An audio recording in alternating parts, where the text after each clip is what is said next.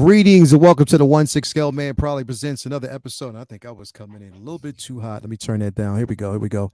Testing, testing. Here we go. 1, 2, 1, 2. Okay, thank you. Greetings and welcome to the 1-6 Scale Man Probably presents another episode of Comic Book Talk with Friends. Wednesday night. Monday night. Damn, I'm thinking too far ahead. Monday night. So glad to actually have you guys here. Those who are actually coming in. It's going to be a great show tonight. We got a couple things we need to basically talk about. Here with the new digs again. If I look bright, do not mind me. It's the new Mac. It's just kind of compensating for whatever light is behind me to kind of make sure that I'm the focus. So definitely thank you guys for being here. Everybody who's in here with us.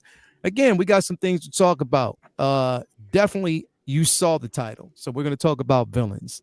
Greatest to the most deadliest, the greatest and deadliest villains out there right now. We're going to also talk about our artist feature of the week. Adam Hughes, so definitely going to go into that. We're going to talk about also the Ultimate Invasion, slightly. Was it worth it? Are we seeing like lazy writing?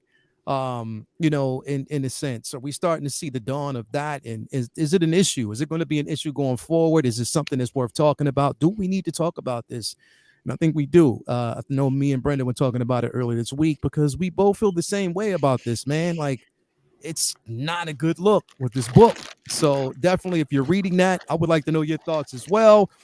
And we're going to do some fan casting this week as well to see who we feel would play or be the best to suit the X-Men, upcoming MCU X-Men version, whenever that happens. So we're going to actually fan cast that, just throw some ideas basically around and see what we come up with.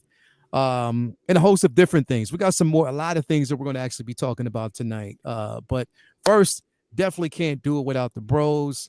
I'm so glad to have them here with me. We're gonna work backwards. We're gonna start with the Jedi Pimp, aka Baby Powder Smack King in the building. What's going on with you, brother? What's up? What's up, man? Good to be here. Glad to be here, man. See you guys again. It's So been a glad to minute, be bro. here. It's been a minute. And I know I'm just gonna get this right off the back. Mm-hmm. I know you're hype right now, bro. I know you're hype right now. After you saw two things. One, The in art. the in art. I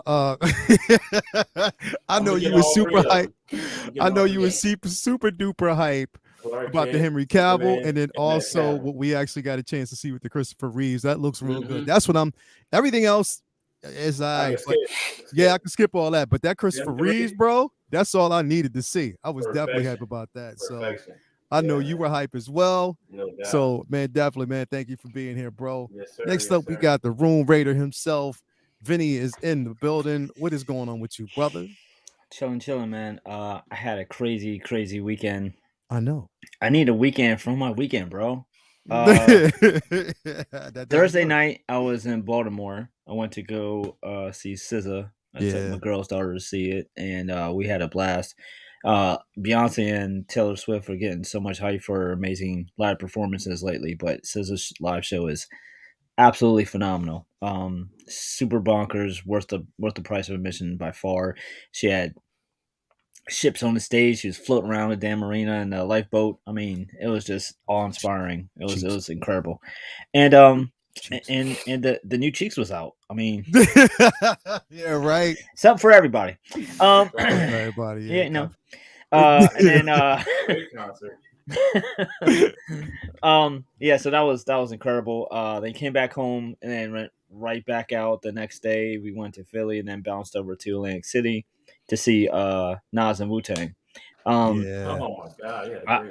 I I seen Nas with you live for the Time is Omatic Yeah, tour, bro. and I've seen Wu Tang was one of the first concerts I've seen here in Harrisburg when I was a kid. Then I seen him again like maybe 4 years ago in Atlantic City also, and that live show was not too great. It was a little sloppy, audio wasn't great, so I was a little tentative going into this show, but Nas's performance was like on an entirely another stratosphere than when we seen him live, and Wu Tang was like they've spent all the time since their last performance I seen them working on a better stage performance. For everything from um, audio to lights and sound to screen presentation to Mm. format to stage presence. It was so much energy, so much better constructed.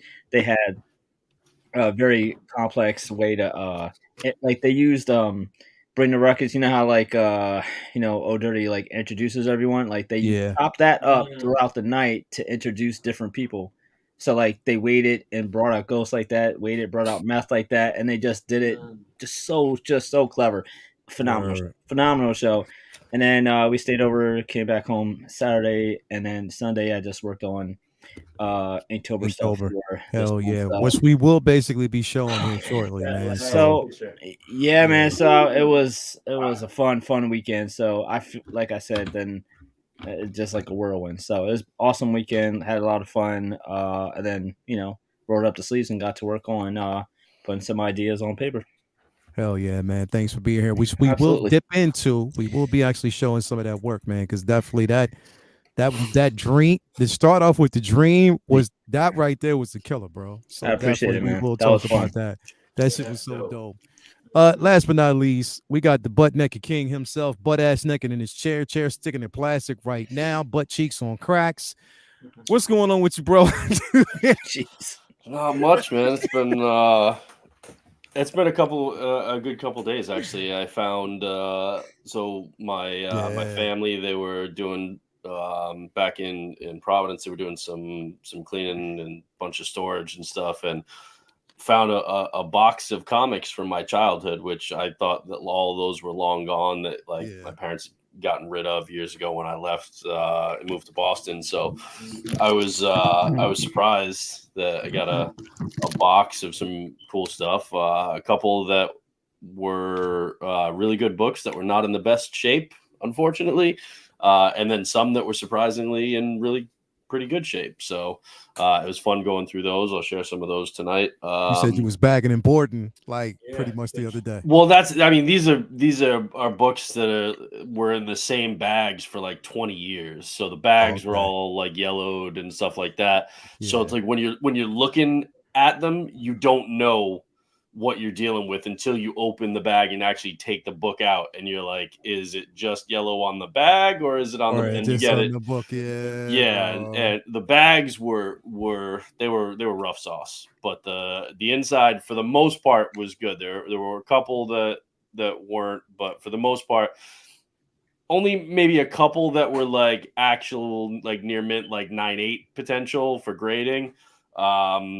A bunch of others that were like more in like 9.0 or better, but not quite that 9.8. And then there was one there was one 12-cent DC book, which is one of my favorite covers from back in the day, that if it was in good shape would have been like $1,000 book, but instead it'd be like a $30 book. So that one was a little hard to take, but it was still cool to find them.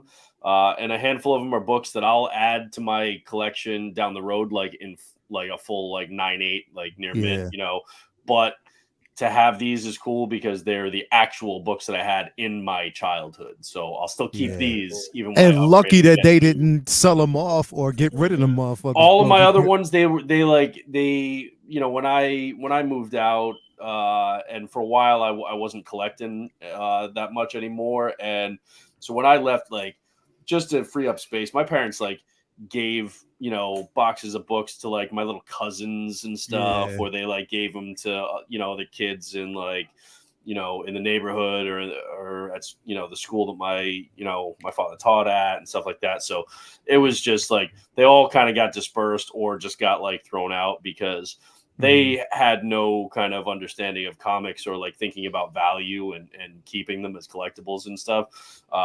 So they were just kind of thrown by the wayside. So very, very little survived. Literally, it's just this one kind of box of books that miraculously appeared this week. So so that was cool to find those. And then I've actually been really enjoying it. I literally just watched the first episode today and then the first half of the second episode before we jumped on now.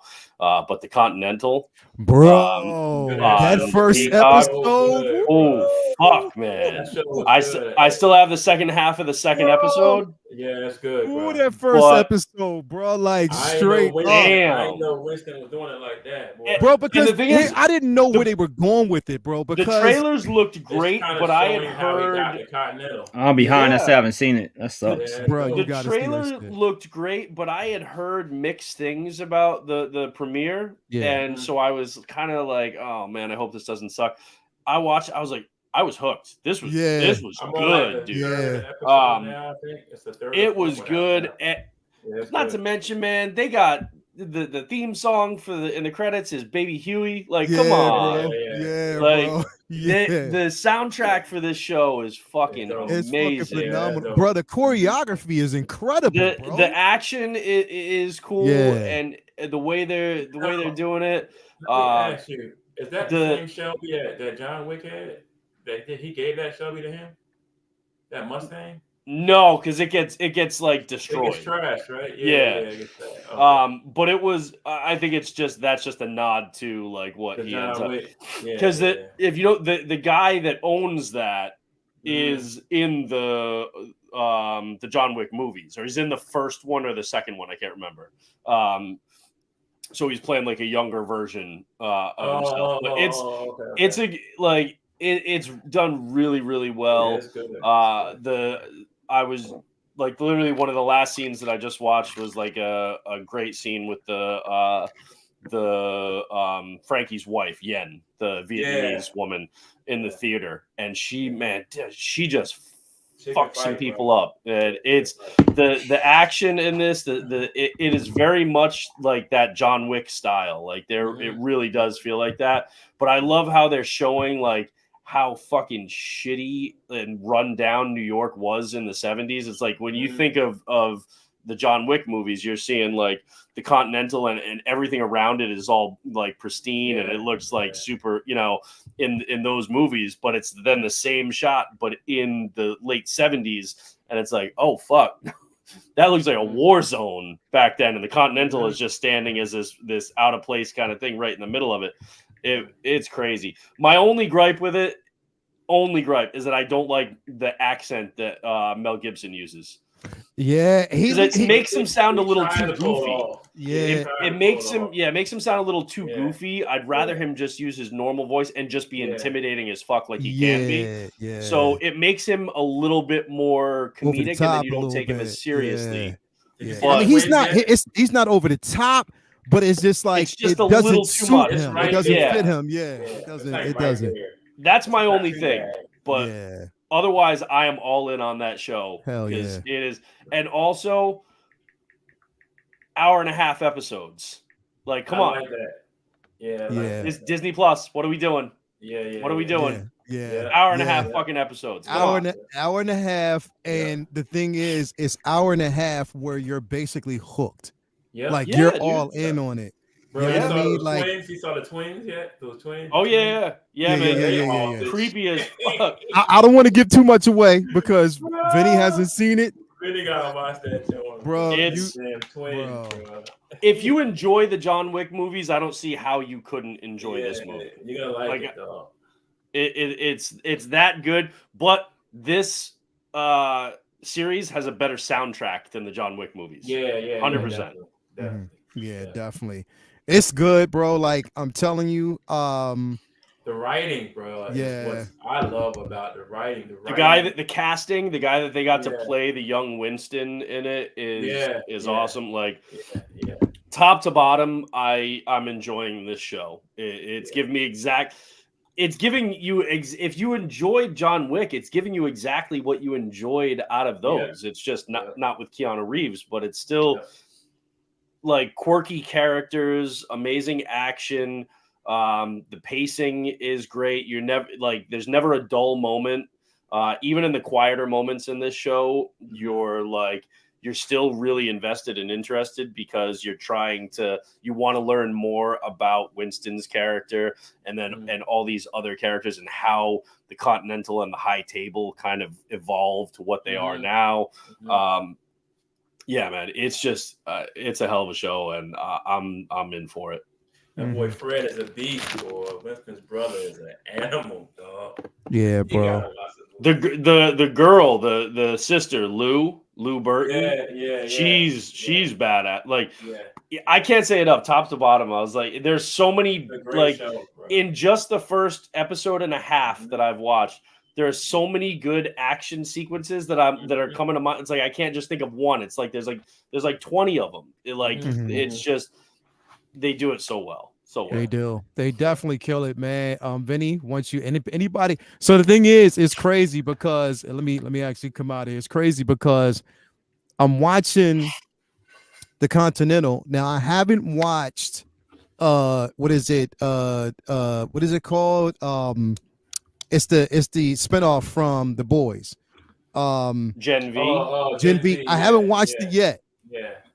I haven't, but I'm hearing great things about it. Yeah. So I do want to watch it. It just hasn't dropped yet. I mean, I haven't had the time to really sit down and watch it. I'm but I behind can't on wait. The Boys, so I haven't watched that yet. So that's gonna be like further down on my list. Yeah, I'll get to it eventually, but I got to catch up on The Boys first. So. Oh, you haven't even watched The Boys yet? That last season was Not all of it. No, dude. I'm on the first season.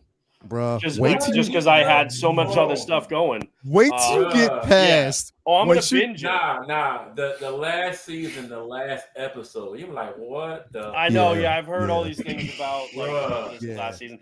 The- I'm gonna get to it. I'm gonna binge it, and it's basically gonna be like, Yeah. see, the thing is, I've been booked with client gigs like literally every Saturday, for like 3 months, and then I got like my daughter's riding lessons on Sunday morning. So like my weekends have been like I finally have a couple like weekends off spread throughout the next like month that I've got like 2 or 3. So I'm gonna like set aside time to like binge a handful of shows. I got like this weekend coming up. I'm booked on Saturday, but I'm basically kind of carving out my whole Friday. And it's like getting all my work done before that. And then Friday is Assassin's Creed Mirage. And I'm just going to fucking wake up. I'm going to start playing that and go until I go to bed. On Friday, it drops on Friday. Or is it Thursday? It's the 5th. So what's the 5th? Is the 5th Thursday or Friday? The 5th is Thursday. So actually it drops Thursday.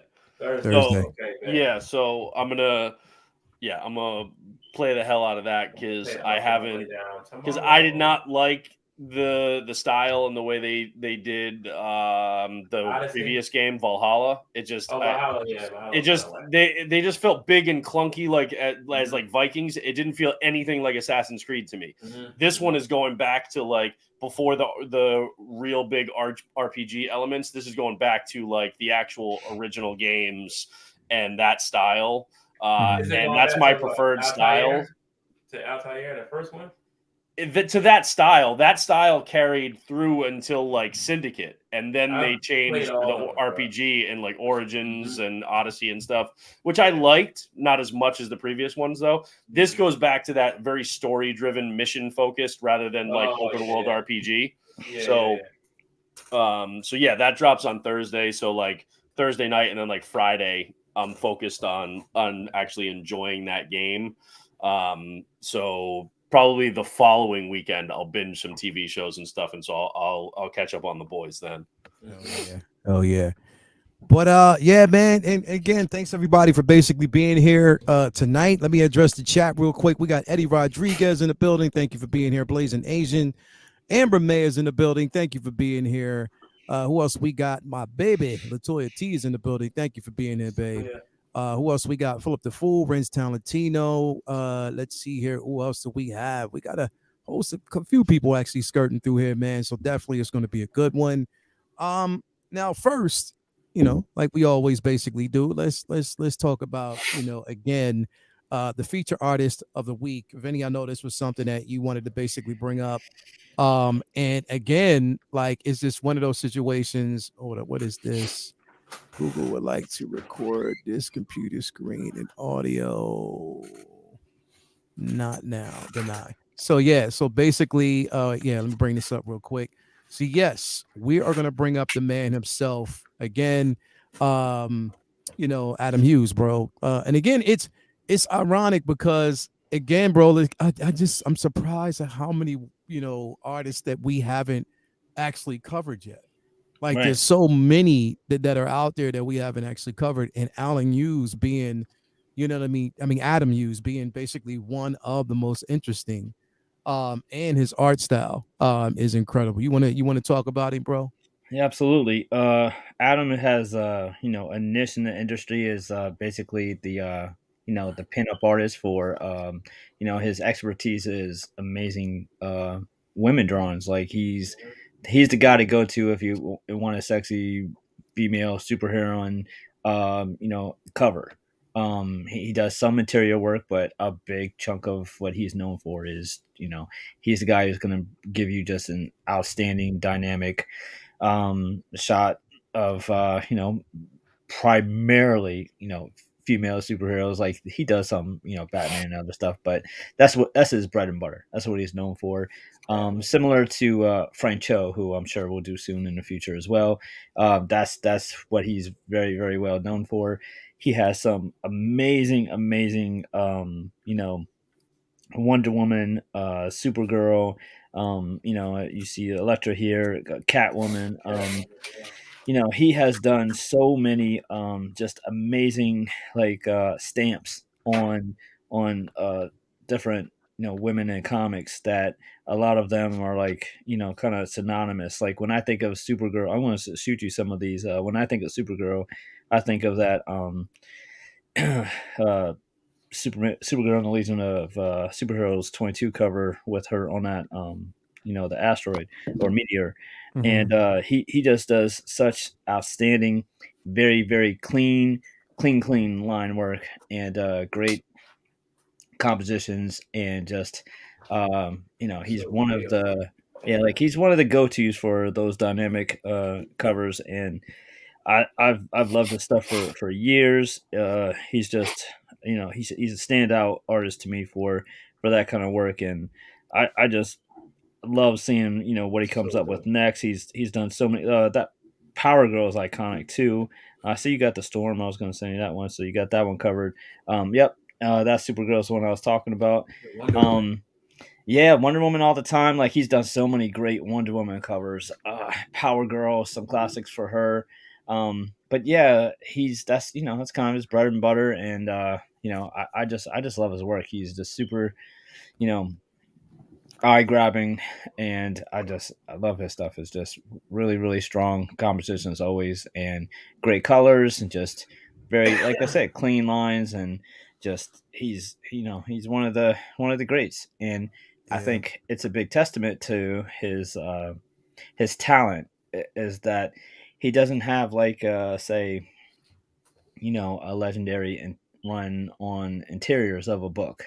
I mean, Mhm. so to be, that, notorious and well known for mostly, pinup work, and cover work, it's pretty standout. Um, so he doesn't have a big, you know, catalog of interior work and stuff like that, but from covers alone, he's the man. So he's definitely somebody I wanted to throw in the artist Yeah. feature, hat there because his stuff is amazing, and I'm sure a lot of us have seen his work on covers of books, no matter what we read.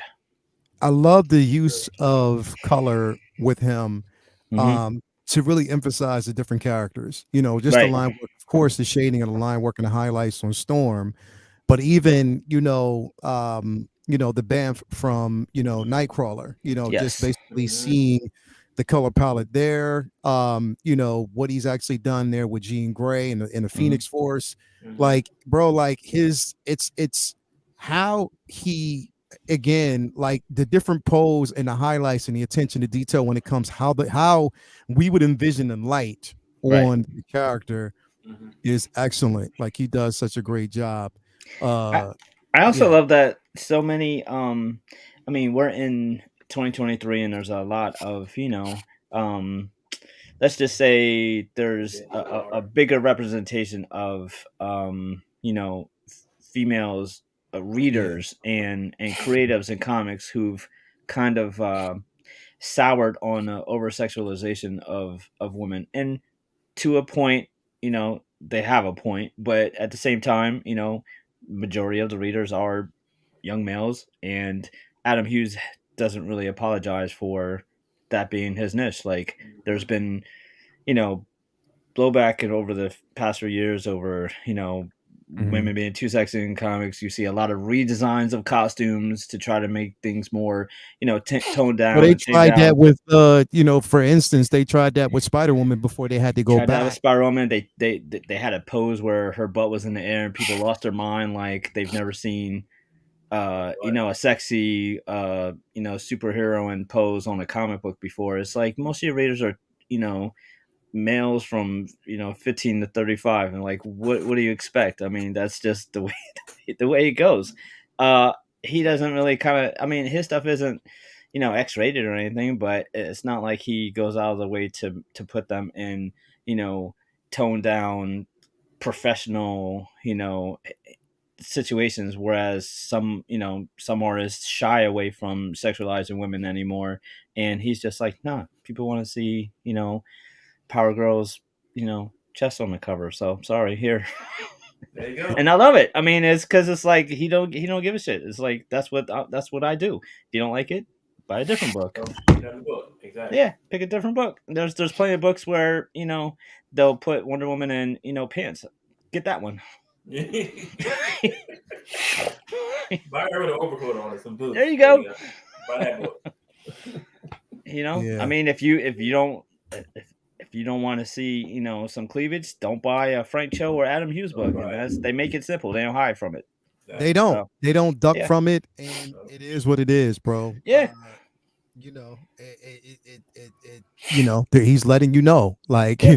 if you know, you know what I mean. Like, Yep. it's not pulling any punches or hiding from it, but again, I think it's done also in good taste, bro. It's not. I done mean, in a way- every male superhero has their muscle showing. It's like Right. it's only fair. I mean, Nobody how many complains about that. male superheroes don't have muscles? Like even virtually all of them. Like Mr. Fantastic, maybe the only one who isn't roided out. I mean, that's Yeah. You know what I mean? Almost all of them. He can be. If he wants to Yeah, it can be if you wanted to. Yeah. But yeah, so it's two-way street. I mean, women got their eye candy too. So Yeah. I definitely agree, bro.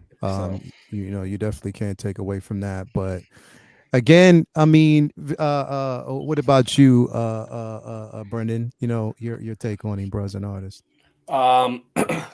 Actually, this is probably one of the first ones that we've had, but I've never really been a huge Adam Hughes fan. I don't like hate his stuff. It's just not one of the artists I've gravitated toward. Not like I don't have a problem with like sexy characters or anything like that. It's just for whatever reason I never really vibed with a lot of his stuff. There are pieces like sporadically throughout that I've enjoyed of his. I think this Elektra piece on the Black, White, and Blood is solid. I think he did some solid covers for Batgirl.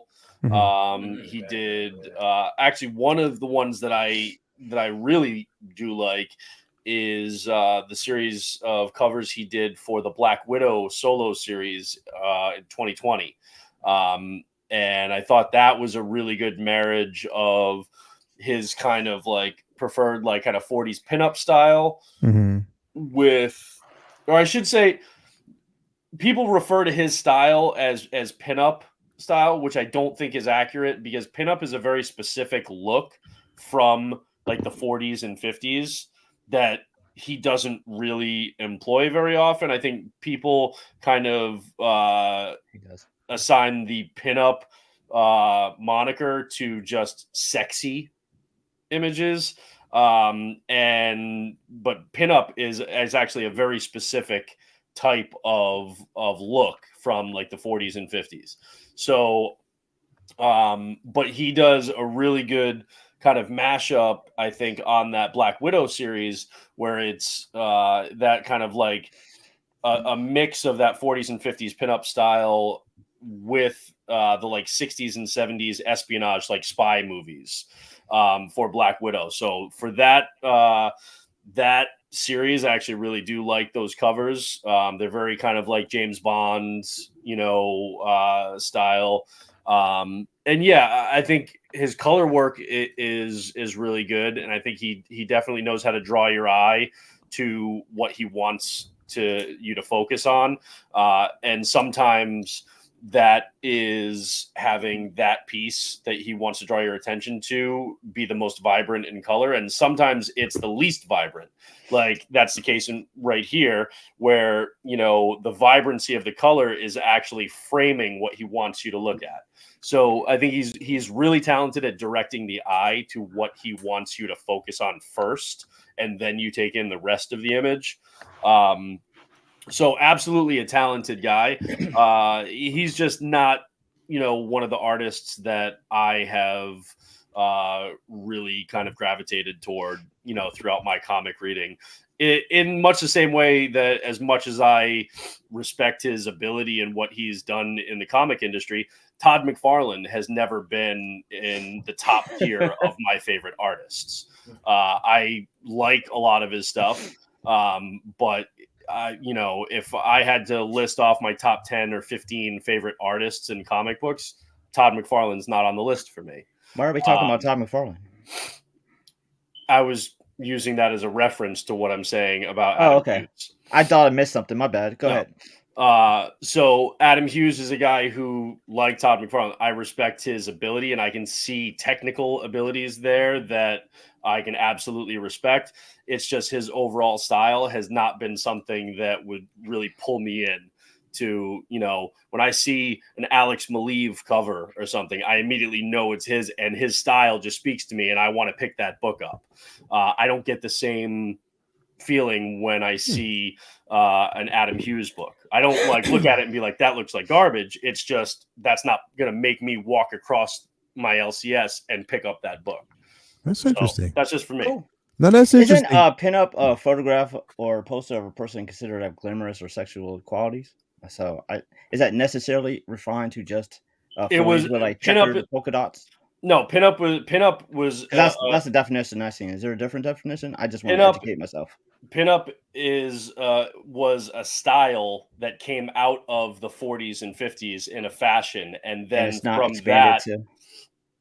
from that it went on to be, because pinup was very sexy for the times in the 40s and 50s, and pinup then kind of evolved, similar to how people call facial tissues Kleenex, even though Kleenex is the brand. Pinup came as a fashion, and then it evolved into, well, now when we're showing these images, it's about the sexy culture, the sexy nature of those. But pinup originally was a fashion in the 40s and 50s. It's interesting because the reason why I'm looking at it as almost pinup-esque is this his focus on just highlighting and insinuating the curvature of an actual woman and the glamour in the actual character. And the reason why I kind of put it that way is because if you look at his art, if you look at, and that's based, I think that's why it attracts me so much to his art. It's not, I don't think that his stuff is overly sexualized. I think that for him, it's just art and just, again, paying homage to just a beautiful woman, but at the same time being able to, accentuate power. Like, for instance, when I look at this Catwoman photo, again, we're looking at Catwoman in her element. The details at the back, again, what I love about his work is that the background, again, like I said, it becomes the character along with the character itself. Man. Exactly. So it's like a really, really decent blend where it's a mixture of both. And the thing is, it's like sometimes you get certain artists who are better with cover art, but when they're doing if you go through pages, but for him, he's adopted that, again, for him, he's able to do whatever he's translating on cover is what you get cover to cover. You know what I mean? In the book itself. And I think it's incredible, the way I think as an artist, all things subjective, I think a lot of us will have artists that we go to. We'll have the go-to artists, the people that we look at, be like, yo, their work is extremely phenomenal. You know what I mean? And they're always in that discussion. I think with him, he's in a discussion because his work is completely unique to him. You know what I mean? And I think that, especially how he, when I look at this, going back to the Elektra, bro, that color palette is incredible. Like how he's basically done that. That's good. It's just the vibrancy of that. And again, like what I love about his work is the highlights. It's the highlights, with very subtle highlights, but those highlights are extremely effective. And that's what I like, mainly Sure. about his work. And a lot of people don't, again, it's like when we talk about this stuff, a lot of people don't realize that or can't really, associate the artist because a lot of people don't really know about it. But it's interesting that we brought this up. Jason, what you think about? Yeah, sorry, he got a lot of heat on him a couple of years back. Actually, not even for comics though, but he got a lot of heat on his comic covers because of a sideshow statue that he designed. Oh, really? Which one did he design? He was the one who designed the infamous Mary Jane when she was bending over the laundry basket that like had Spider-Man suit, like she was washing it. And she's like bending over, and her thong is coming up over the top of her jeans. For real? Yeah, and admittedly, like, and again, I have no problem like with his covers. I thought that was a bad statue, just because I don't know. I didn't like the statue. I wasn't offended by it. I just didn't like it. But a lot of people got really pissed about that statue. I think I've seen that one. And that gave him trouble. I I've seen that in person. Yeah. Oh, this one. Yeah, remember that? Like, so people went nuts. And again, like, I don't find it offensive. I just I didn't like it as a statue from my collector's standpoint. But like, because of that, he got a bunch of flack. And then people started like, people who weren't even reading comics, like started then going at him about then looking at his comic covers because of that statue and then giving him shit. So that one was kind of but to me, it just wasn't a good statue. Bro, see, and that's the thing, man. Like, I have that Adam Hughes Wonder Woman statue. That was like one of the first little statues I got at New York Comic Con. Which one, Adam Hughes? Yeah, this one. Do you remember when we got when we were looking at this back in I'm pulled up. Hold on. Yeah. That was fun. I think he's a guy that respects the S curve when he draws women. No doubt. That's a big well, many know what I'm talking about. That women are drawn like an S. So I don't think he overdoes it. I think he does it to his likeness. You know what I'm saying? Then with his artwork, with the way he draws anything, bro, and they look like you're looking at a photograph. He reminds me of like a baby Alex Ross, with the way that his attention to detail and the way he draws his lines. The statue was horrible though. Bro. Yeah. That's what like people were harping on the wrong thing. It just wasn't a good statue. It wasn't a good statue. The statue was terrible. Even the face. Because with the other characters he was doing like you do a Wonder Woman statue, but it's like it's like sexy, but it's still like powerful too. This was just MJ doing laundry and like highlighting her thong coming up over her jeans. And it was a weird choice. It was a weird design. It wasn't a good character design. Like it wasn't a good statue. Like, I don't know who they thought it was really going to appeal to. They also did a terrible job. Like, I bet you while she washed laundry in a bucket. I don't think it's that great. But I bet you his sketches looked better than this because they did. And that's what I was about to say, bro. What if there were multiple sketches? Is horrible. But this is also old Sideshow. So like, is she washing his suit in a bucket? Is that what's happening? In a bucket, yeah, it's like a white bucket. There's like on the bottom, there's a bottle of like Tide. Like that's detergent. Look at his mask on the floor. I guess you could make it down to the river. That's hilarious. And then you can see that like her pink thong is going above the jeans and stuff, and that's what people were really. And why would they even use number one, bro? Like they use almost like a nude color for her G-string, which looks weird. It don't look right, bro. In partly you realize it is like pink. It stands out. It's just in photos that aren't lit well. It does look weird. But like in the promo pics, they highlighted it back in the day because this is just like a collector had the pic. But like, yeah, she looks like 7 foot tall.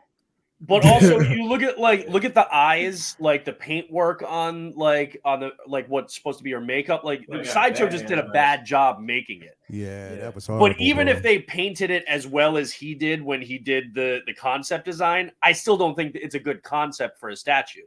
You know Like, what? it's And the just, dude, it's but not for me. But like, but if don't people they like it, that's basically fine. submit multiple options and then Sideshow They pick chooses the one Yeah, that they pick that want? shit. You know Oh what yes, I I mean? mean, well, I don't know how that works about how many he Yeah. submits and stuff, but Sideshow Mhm. ultimately approved and manufactured it, so it's Man. on them just as much as anybody else. Yeah, for doing that was terrible. I don't even But know again, what. it's just not a good Terrible, man. statue more than anything. It's Nah, like, bro. and it didn't sell well. Like it didn't Really? sell well at all. N- So that's the thing. It's like you don't even really need to go at him for it and try and make it a bigger deal because yeah. people weren't buying it. So it was just going to fade into obscurity anyway. They only like reinvigorated people's interest in or awareness of it because they made like a big to do about it. But Yeah. like I think it's just, you know, it's just not a good. Also, I mean, the Spidey suit that she's washing, that looks like Spider-Man pajamas for a kid. Yeah, Like does. nothing about it is executed well. Like the mask on the floor, like it's all just so bad. Yeah. How long ago was this released? Oh, that was Shit, that was a couple of that years. was That was a while ago. 10 years. Yeah, It looks it. 10 or yeah, that was It definitely looks it, bro. It looks like whatever the hell they were doing, man. Come on, stop playing, bro. Catwoman dog is. I love his Catwoman. Bro, this Wonder Woman is incredible. Mhm. Just how he's actually done this, it looks really, really good. I like, again, like I'm a sucker for like colors and how those colors is displayed. And again, the highlights from this, you know, how he accents the gold with the light hint. Bro, I love the way he definitely did this. But I get it. Like, I mean, again, like not every artist is going to be everybody's, you know, cup of tea, because I can't stand Rob Liefeld. I'll just openly say that. I just can't stand his art. I don't care who, you know what I mean? MJ statue was like 17, 18 years ago. That was like really fucking old. Yeah, damn. Yeah, it shows. It definitely shows, which I don't even know why they chose that. You know, they need to Also, Sideshow wasn't even that big back then, so but it Yeah. still made like a big enough stink. But yeah. Yeah, definitely. Anyway, again, everybody out there, and I love this storm, bro. I was looking at this. This storm is incredible. Like that looks so good. Like that looks really, really, really good. I love the way he did that. But yeah, definitely, man. Like Adam, you know, again, is, you know, for him, you know, it's crazy because he looks just like Spice Runner, bro. He looks just like, don't even like Spice. He like Sean, bro. But it definitely, bro, like, you know, he like, you saying who, me? But nah, definitely, man. Adam is a brilliant artist. Again, I like basically he has his own niche, and I think he does it so well. Style, man. Yeah, he like does it so well. Yeah. Yeah, like a photograph, bro. Like it just, he draws so lifelike. It's crazy. Mhm. Yeah, he does such a brilliant job, such an amazing job. So, again, wanted to actually highlight him today. Again, you might have books out there. A lot of people might have some of those prints, and you know, you just don't even fucking realize it. But again, this is why we do this, so you know what to get. Okay, so moving on. I kind of want to tackle this one because this is gonna be fun. This is the fun part right here, because Brendan, when you brought this up, I was like, yo, this would be a fun topic to talk about. And I kind of know just off the top a few that Vinny was going to choose, but I haven't. In my mind, I'm just waiting. I'm just waiting to hear. But you brought up villains. You brought up base, and this is an interesting topic because, bro, You didn't say how many. How many were we supposed to come up with? I said top 5, but top 5. Like, yeah. I got my top. Bro, because here's the thing. Coming up with top the 5 with 20 honorable mentions, bro. Like that's the thing is when you come up with fucking top 5, it's hard as fuck. But I wanted to come up with top 5, you know, powerful, deadly individuals that no one really talks about, or they're out there, but there's no attention to it. One particular character that they brought the MCU, they can't dull this character down because he's incredible, huh? One of mine is Onslaught. Yeah, well, you definitely will get to that. But Brennan, what was your top 5, bro? What top 5 did you actually? You want me to just run through the whole 5? Run through? Okay. Yeah. All right, so my list might be a little predictable, but I'm going with villains that I love to read. So they're not. I'm not saying these are the most powerful or these are are the most iconic. They're the ones that I love to read. I'm a Marvel guy. I love all comics. I love indies. I love DC. I love Marvel. Both sides. But I'm primarily a Marvel guy. If I have to choose, I'm going Marvel. But I do love DC, so I have to have one character from DC on there. And I defaulted to say I'm not using the Joker because that's just too easy. Yeah.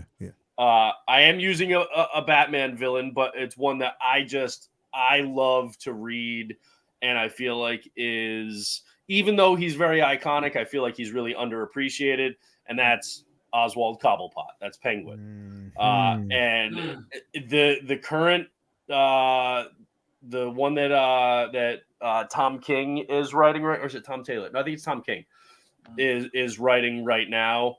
The first two issues were phenomenal. I fucking loved it. So this new Penguin series, and I love Penguin because he's, everybody expects Joker to be psychotic and dangerous and stuff, but Penguin will go through these periods where he's very calm and it doesn't seem like he's that threatening necessarily. And then he goes super dark, especially like in the second issue that his ongoing series right now. God damn, it was brutal. And he's got that, Joker has got that flamboyant, it's always out there and you're always like ready for it to hit you. With Penguin, a lot of his best stuff is when he's very quiet and almost like non-threatening, and then the danger comes out of nowhere and you're not expecting it and it just kind of fucking hits you. And so that's one of the reasons why I love Penguin. Then we move over to the Marvel side, and one for me, this comes from always loving, growing up with the Indiana Jones movies, and so evil Nazis make for great villains, and the Red Skull being part of that, but not, he's really more like out for himself and Hydra, not, for Hitler and the Nazi party, but like he was such a great villain for Cap, especially during the Brubaker run, which is my favorite Cap run. And I think that they did a really good job with him in the MCU. Their biggest mistake was not bringing him back, for another movie. We got him, in Endgame, and kind of different actor and stuff. It was good, but I wanted more of Johann Schmidt going up against. Yeah, bro. I think that that character should have been carried over for a while. And they had so much more that they could do, because him in the Cosmic Cube and what he did in, like I said, especially in that Ed Brubaker run, he's such a good villain. He's just that classic like Indiana Jones Nazi style, but like in comics, and I was always a big fan of him. I think he was very menacing, and he had this presence where you saw, I love the character design, and you saw him on the page and it was just like, this is it. It was just too good. So Penguin and then Red Skull, three, these not necessarily in order, but then third for me is Magneto. You took one of mine, but that's cool. I was raised so I'll say third is Magneto. I tried to only stick with one from X-Men, and I was going back and forth. There was Mr. Sinister and there was Apocalypse, because I love both of those, but I had to go with Magneto, just because when he's bad, man, he's good. And he's such a good villain, and he goes through long stretches where he's not really a villain. But I mean, again, as a kid, it's like, this was my Magneto. This was my villain. Like this, he's just so good when he's bad, and I love it. So, Jim Lee, X-Men #1, I just, he's such a great villain, and I love it because he's one of those villains that like will do some royally fucked up shit, but you still kind of root for him anyway, like Killmonger in in Black Panther, and some people saying Thanos was right, kind of it's a villain that you're actually like, you know what, I can see where he's coming from, and you kind of want him to win sometimes. And sometimes you're like, man, Professor X, you're kind of being a sanctimonious douche, and I kind of want Magneto to knock you out of your wheelchair. So Magneto is definitely on my list there.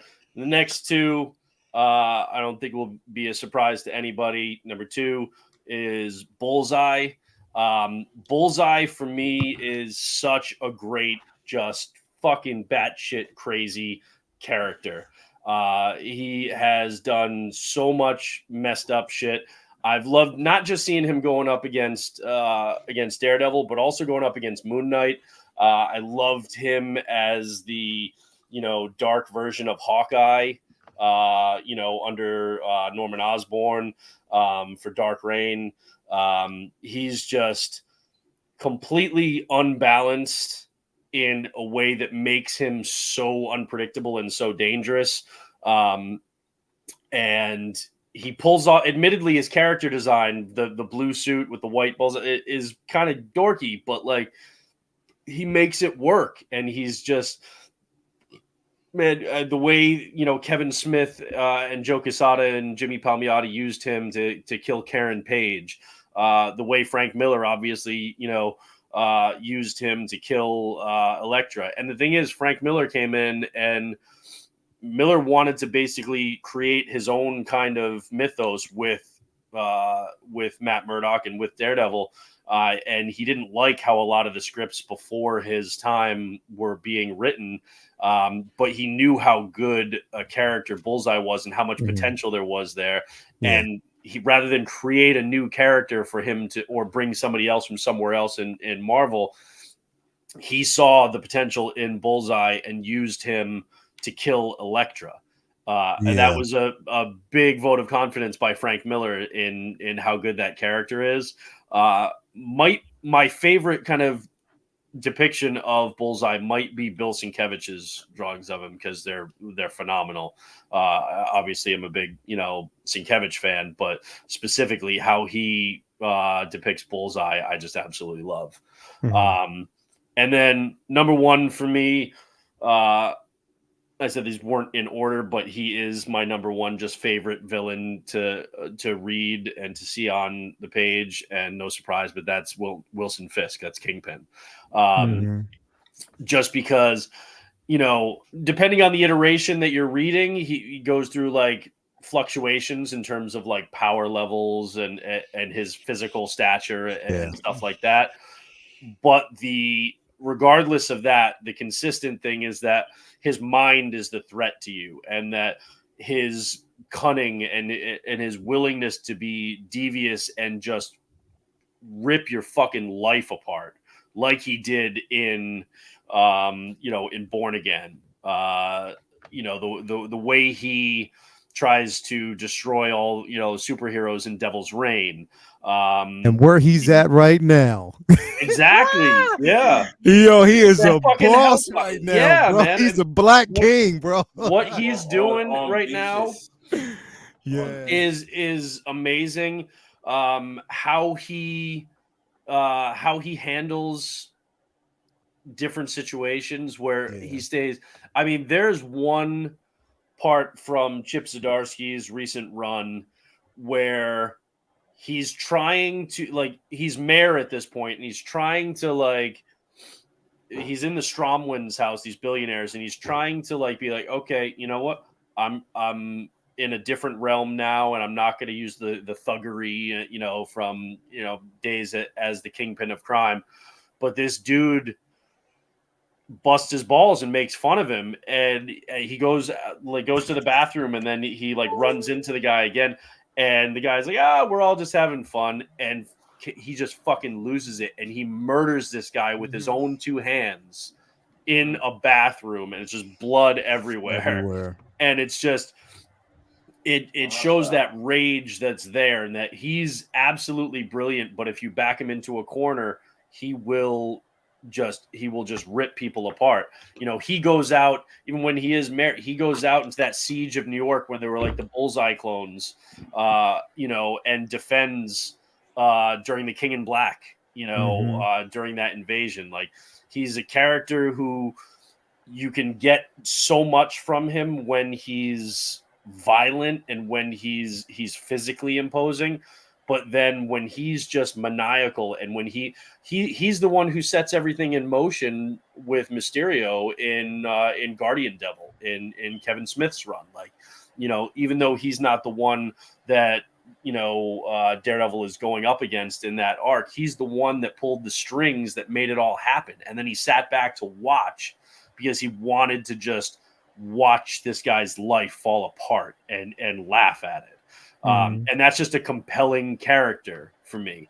And so absolutely I'm biased, but yeah, Kingpin for me is number 1 on my list of favorite villains.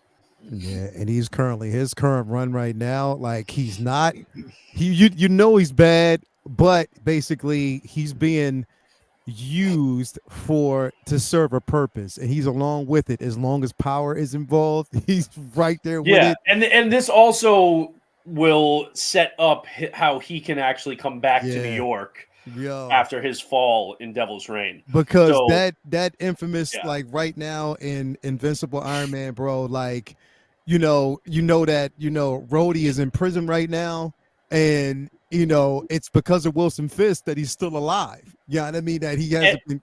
And Fisk, exactly. Fisk is keeping him alive. Yeah. Fisk is playing a role in the whole thing with Tony and Emma, which Frost, a lot of people were like, "Oh, come on, what, they're fucking getting married."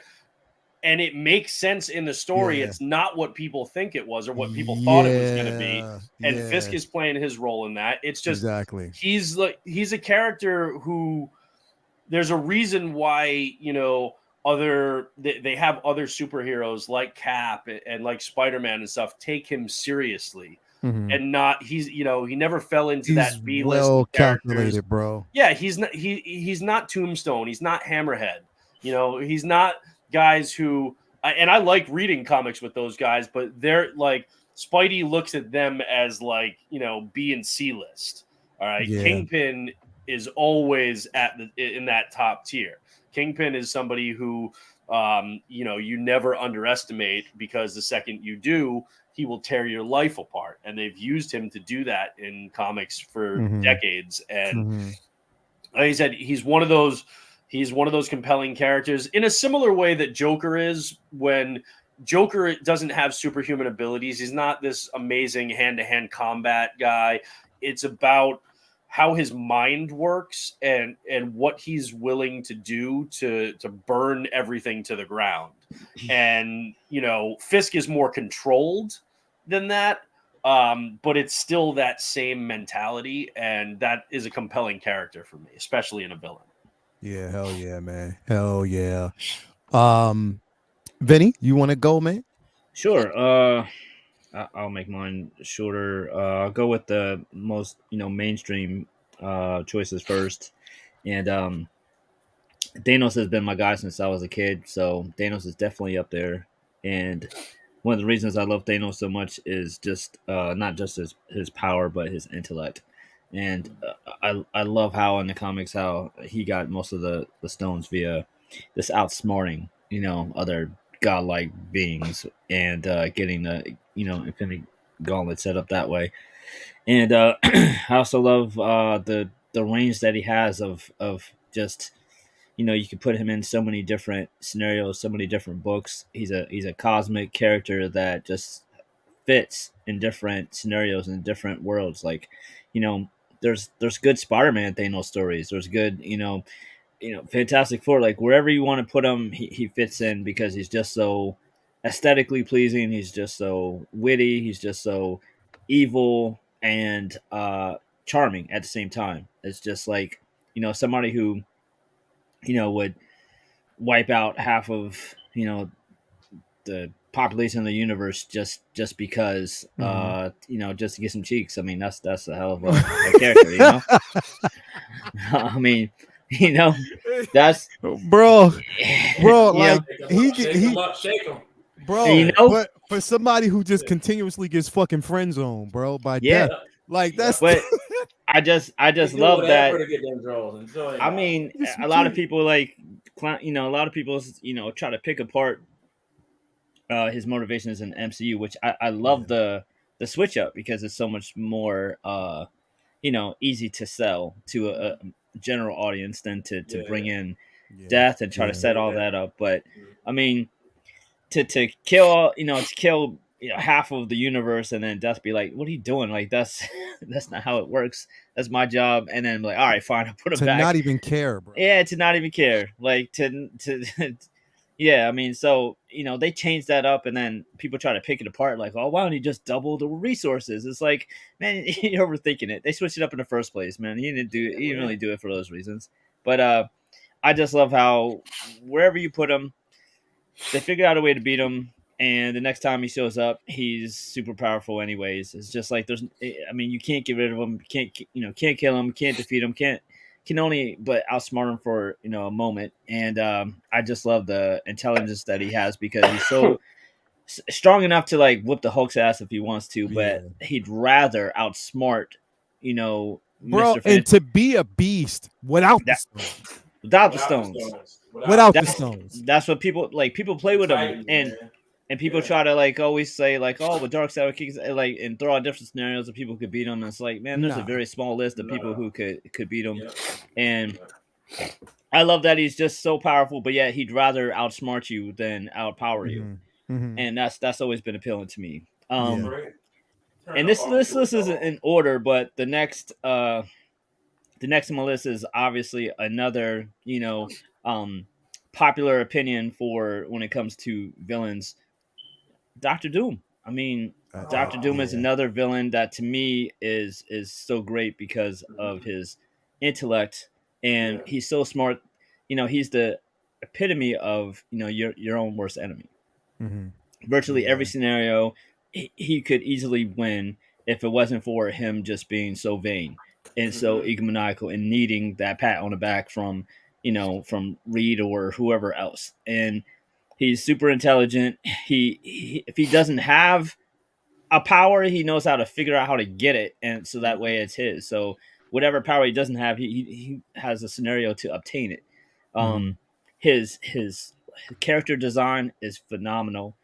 It's just absolutely incredible to draw, to look at, to see in action. It's just really amazing. I love that he blends intelligence and mysticism in one, and that opens him to so many different stories. Like he fits in fighting the Fantastic Four. He fits in fighting Iron Man. He fits in fighting Beyonder. Like he fits so many different places. I can't wait to get past this curse that he has with his on-screen persona, whether they put him on screen with no fucking mask because they're idiots, or give him some kind of stupid backstory like the most recent one. Every time they do it, they've dropped the ball on what is one of the most beloved villains in Marvel history. He's one of the GOATs, man. He's one of the best villains. He's always fun to read, super regal, super intelligent, outsmart you, outpower you. There's very few, things that he can't do, and if he puts his mind to it. So Dr. Doom will always be at the top, of my list of villains I'd love to see. Another non-original one, but I can't really leave him off the list is Joker, just because he's so absolutely he's so interesting, because his whole deal is that he's erratic and unpredictable, so that opens the door for so many writers to have a different take on him that's believable. So I love that most villains this is who they are, and they're written this type of way. Like there's not 14 different versions of how to write Doctor Doom or Magneto or Thanos, but every writer that comes on and tackles Joker has another spin on how he's crazy, and it's Yeah. always interesting. Like even when Leto did his like gangster Joker, and people kind of like were put off by it. I'm like, there's so many written versions. Like Lee Bermejo's Joker is like pretty similar to that. It's there's I mean Azzarello's Joker is pretty similar to that. You have Yeah. the way Alan Moore wrote him. You have the way you know the way he's been written in Death of the Family, the way he's written Death of the Family, Mm-hmm. Supernatural, and New 52. Like there's so many different iterations Yeah. of him on screen and in the comics, and he's one of the most um, easily transported to film characters in comics to film. Period. I mean, we've had actor after actor, knock it out the park, bringing their vision of this character to the screen, and similarly, we've had so many great versions of that character on paper too. So it's always interesting to read a Joker book. Some people say he's played out and used too much, but it's one of those things where it's just like he's just always sells. He's always interesting, and there's always something very very new or incredible and crazy to bring to the table when he's being used. And then for my not so popular favorite villains, another Batman category, I love Lady Shiva. Lady Shiva to me No, is one of my nobody talks favorites. about her. That's a good No one. one talks about her. I Yeah, mean, when Batman had to go to her when he broke his yeah. back because he Mm-hmm. respected her so much, even as a villain, that I was like, Yeah, who could help me? yeah, Fuck it, Lady Shiva could help me. yeah. She's had a rich history from the '70s, and she's a great like street level, uh, you know, Shang-Chi type, where she knows lots of amazing kung fu and has done so many great, street level martial arts. Mm-hmm. Stories over the years, and she's just quietly one of the most consistently interesting characters in the Bat family. I mean, Bat world to Yeah, me because they don't yeah. overuse her, and it's one of the Mm-hmm. best things about her because so many Bat 100%. characters are used over and over and over, and everybody Mm-hmm. does their, like Yeah. Joker, different take on them. But Lady Mm-hmm. Shiva is like their, you know, best kept secret. They only bring her out Mhm. once in a while, and when she does, it's really interesting. And my favorite Batgirl, one of my favorite characters in comics, period, is Cassandra Cain. So I don't like to talk about Okay. that Harley Quinn movie for that reason, but um, that's her mom. So Yeah, that yeah, version of Batgirl is so interesting to me with the yeah. she was raised as a kid and was mute and reads body language and like and her history with reuniting with her mom, and that story was Mm-hmm. incredible to me. Her interactions with Bruce Mm-hmm. is another character that he respects and looks at as like more than just a peer. Like he knows that she could kick his ass, really. So there's very few people who Batman, doesn't don't play around with. Like he doesn't play with her. So Lady Shiva is absolutely one of my favorite villains. And finally, my favorite underrated villain and one of my favorite villains. Period. This book got me back into comics in 2000s when I was like burnout for a while, wasn't reading for a while. One of my favorite comics of all time is Garth Ennis's Preacher, and one of my favorite villains of all time is Saint of Killers. If anyone out Mm. there has never seen the Preacher Show on AMC, I implore you to check it out. It's one of the best shows you'll ever watch.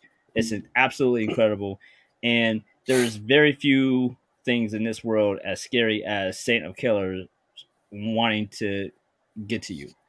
He's absolutely Mhm. fucking ominous, omnipotent, like virtually omnipotent. He has so many amazing feats that I don't want to say without spoiling it for the story, but he has such an amazing and unique power set and story and backstory, and he's just cool as shit. Like he's absolutely like this unstoppable horror movie monster villain in a comic book. and it's just like a cowboy that just won't stop ever, no matter what you do. He's just invincible. It's just insanely interesting, and it's one of my favorite reads of all time, and it's one of my favorite shows of all time. So Yeah. definitely, if you've never read or seen Preacher, trust me, go check that out. Garth Ennis at his craziest, and that's saying a lot. Yeah, those are my 5. Yeah. Saint of Killers is like, how can I say, like, you're like that motherfucker that you, when you were young, if you knew this motherfucker was a bully in school, you didn't want him to look at you. You didn't want him to look at you, bro. Yep. Like that's just what it was. Because if he's deadlocked on you, that means he has your Gotta attention, fight this motherfucker. and you're like, damn, I gotta fuck this dude up, or Yep. I'm gonna get fucked up. You know what I Yeah. mean? Like that's just the way he is. Like that's Yeah. the type of not an annoyance, but a scary annoyance Fucking of a scary. character. Fucking Exactly. terrifying. Definitely. Uh, that good list. Definitely Thank you. good list. Jason, what about you, bro? Marvel side of the house. I said earlier, Onslaught. I think that to have that combination of Professor X and Magneto in one being is just unbelievable. So I would have loved to see that on screen at some point. See Onslaught on screen. Um, Yeah. Doctor Doom, you took that from me. I love that dude, man. He's Mhm. one of the most underrated villains, I think. Um, because I just don't. I don't know. I like all his stuff, man, but I want to see him used in movies more the right way. Like the Who, Fantastic Doom? Four movies, yeah, Yeah. they don't know. Dude, those writers do not know how to put this guy on screen for nothing. Yeah. Pretty boy, he gets acid on his face, or he goes to the planet, gets fucked up, and comes back. Now he's green. Come on, bro. Just follow the source material. I know we say we don't always want to follow source material for movies, but sometimes this shit is just black and white. It's just like following directions in the IKEA box to put something together. Yep. Yeah. Simple as that. You know what I'm saying? But I don't know. They do what they want with it. Um, Dark Side has been one of my dudes for Yeah. Yeah. the Darkseid's that longest, dude. and I really think, and I'm just because I'm more of a DC, but I love Marvel too, like equally. But I think Dark Side will smack the shit out of Thanos. That's just my Yeah. opinion. Always said that Dark Side would fucking fuck Thanos Darkseid up. is way more powerful. Yeah. Yeah. So Dark Side, I love Trigon. That whole thing with Trigon is Yeah. dope. Another one that's not used in the correct manner. They tried to on Titans, but I know the budget for the show, it had to go with what they had to go with, making him like more like a human, having a human body or whatever. But I don't know. That's what it is with that. Um, and Lex motherfucking Luthor. Yeah. I think that dude, bruh, he's not a superhuman. He's not a fucking. He's just a regular cat that outsmarts superheroes all day long. If you can go toe to toe with Superman and not even fight him, just be outsmart him and Cerebral, bro. dictate, dog. He is just man. And I think the last good Lex we had was wow. Smallville. Smallville, yeah, that was the last good one that we really Yeah. had. That Michael was Rosenbaum. like right, like the comics, which is crazy. Um, that's four. Who's the last one I had? Oh my god, I had it on my head too. What was in my thought? Lex. Oh, Deathstroke.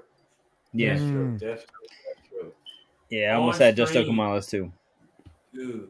Bro, when he Deathstroke is held a Green Lantern's ring, it was like I've always wanted to try this. what? Oh my god, bro, dog. Underrated, underused. They need to put him on screen the right way. He is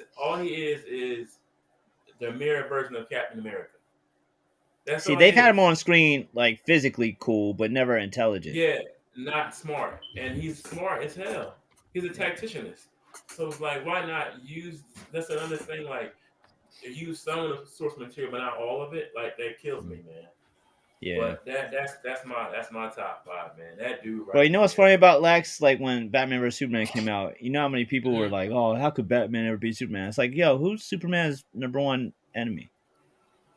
A Right, human, a right, dude. So if right, if Lex right. could beat Superman, why wouldn't you think Batman Because could? Batman Duh. tried to do something. All he did was outsmart, and that's it. That's all That's you it. need to do. You just need that green shit. That's it. Yeah. Well, now, not no more because they don't affect him no more now. So I love that. I'm going now. What you gonna do now? What you gonna Which is do true. now, baby? Ain't no more So kryptonite. Leo, what's yours, man? Don't affect it no more. so for me, okay, so again, I go with characters that definitely I want to see but do pose a threat because of their power set and they're underused, but when they're used, they are deadly, bro. Mm-hmm. So I would actually say that, again, my number 5, start with number 5, is definitely going to be Owen Reese, the Molecule Man, bro. Yeah, Like Oh he's my literally, a god, I forgot all he's a about this problem. guy. he's a problem, like Oh, literally a yo, problem, bro, an omega level problem that yes, that can yes. literally go to toe Diamond to toe Adam, with the best of them, but right? at the same time, it's based off of his belief because again, Mm-hmm. he's a crazy, insane individual who has a high Mm-hmm. level of power. But the Mm-hmm. reason why I say he's underused is because someone's always using him. You know what I Right, mean? So right, Just a I'm right, puppet. just as a right, puppet, like, yo, right. plain and simple, when you find out that basically he's being used, the Beyonders are using him as an explosive bomb. Yeah, You know yeah, what I mean? In different versions of him as a bomb. That's how yeah. powerful he is, bro. But because again, he can That's rewrite crazy. the molecular structure on Mm-hmm. a level unheard of, bro. On Just by everything. sheer Mm-hmm. thought. Mm-hmm. Incredible. Mm-hmm. Definitely an incredible Mm-hmm. individual. A character that I definitely want to see on screen. Got to go with my guy, bro, because again, he just, it wouldn't be anything if you don't go with Sinister, bro. Sinister Yeah, in Oh general, yeah, I he's forgot about another Sin. individual that's so intelligent, bro. Mm-hmm. Extremely. If Mm-hmm. everybody's hype over the high evolutionary, you don't know what to expect when you get to From Sinister, bro, Sinister, because right. right? again, he's almost believable that he basically fools the same individuals time and time Over and again. over again. They Yeah, always believe him. You know what I yeah, mean? They always believe him, but he always have an ulterior motive, and they yeah. never see it coming. But again, just his story arc, his obsession, but just his power scale, how intelligent he is. I Mm-hmm. had to go with Sinister, bro. I could not go with this guy. Of course, man. I mean, Brawley, bro. If you want to call him Marvel Superman, but he's a threat in all its own. This version of him, Sinister. and that's the Sentry, bro. Like this Uh, version of him is a beast. It's a yeah, beast. Like the yeah. Sentry is a beast, and a lot of people will say, basically he's a complicated hero. Mm-hmm. But man, if he's tamed, he's okay. This is why I'm afraid of them bringing him into the MCU. I I see don't it. want Nerf, you don't nerf. gloss over him because this Yeah, is the type of character that you want to actually have in a trilogy over yeah, time because he is a yeah. beast. You don't Mm-hmm. just fuck around with this character, bro. It's not somebody who you just throw in and then pull out and you don't do that, bro. He's Mm-hmm. definitely a beast and Yeah, somebody you don't want to warlock him. nah, you don't. Nah, You nah, definitely don't. hell no. You definitely don't want to do I'd that. rather them not He's use him than Superman. warlock him. He's Superman Yeah. with problems, bro. This boy is Superman with issues. He's a That's what he problem, is. bro. He I is a love that, man. problem. So Yeah. definitely, if people don't understand how much of a problem is, and that he Mm-hmm. is, Siege, read the Siege because he's Yeah. incredible. Next up, another character who's a problem, who's been a problem since the '80s, bro. Nimrod. Come on, man. Mm-hmm. Like this Oh character, yeah, yeah, bro. yeah, Like yeah, literally, like yeah. a character that can reconstitute himself. He's just Mm-hmm. a mastermind, a cerebral mastermind that knows Mm-hmm. everything that he needs to know to defeat you. And even when you Mm-hmm. basically think you got him, he just figures it out. He's a problem, bro. A major, major problem. I've always loved the way that he's been used, especially the recent version even in the Fall of X. You know, how he's, you know, been utilized with Orcus. So I definitely love, you know, this character. And one that I want to see, literally, he's scary, a scary threat, bro. The Super A Saiyan and the Sentinels. scary. This character right here, though, is a scary threat if used the right way, and that's the Shadow King, bro.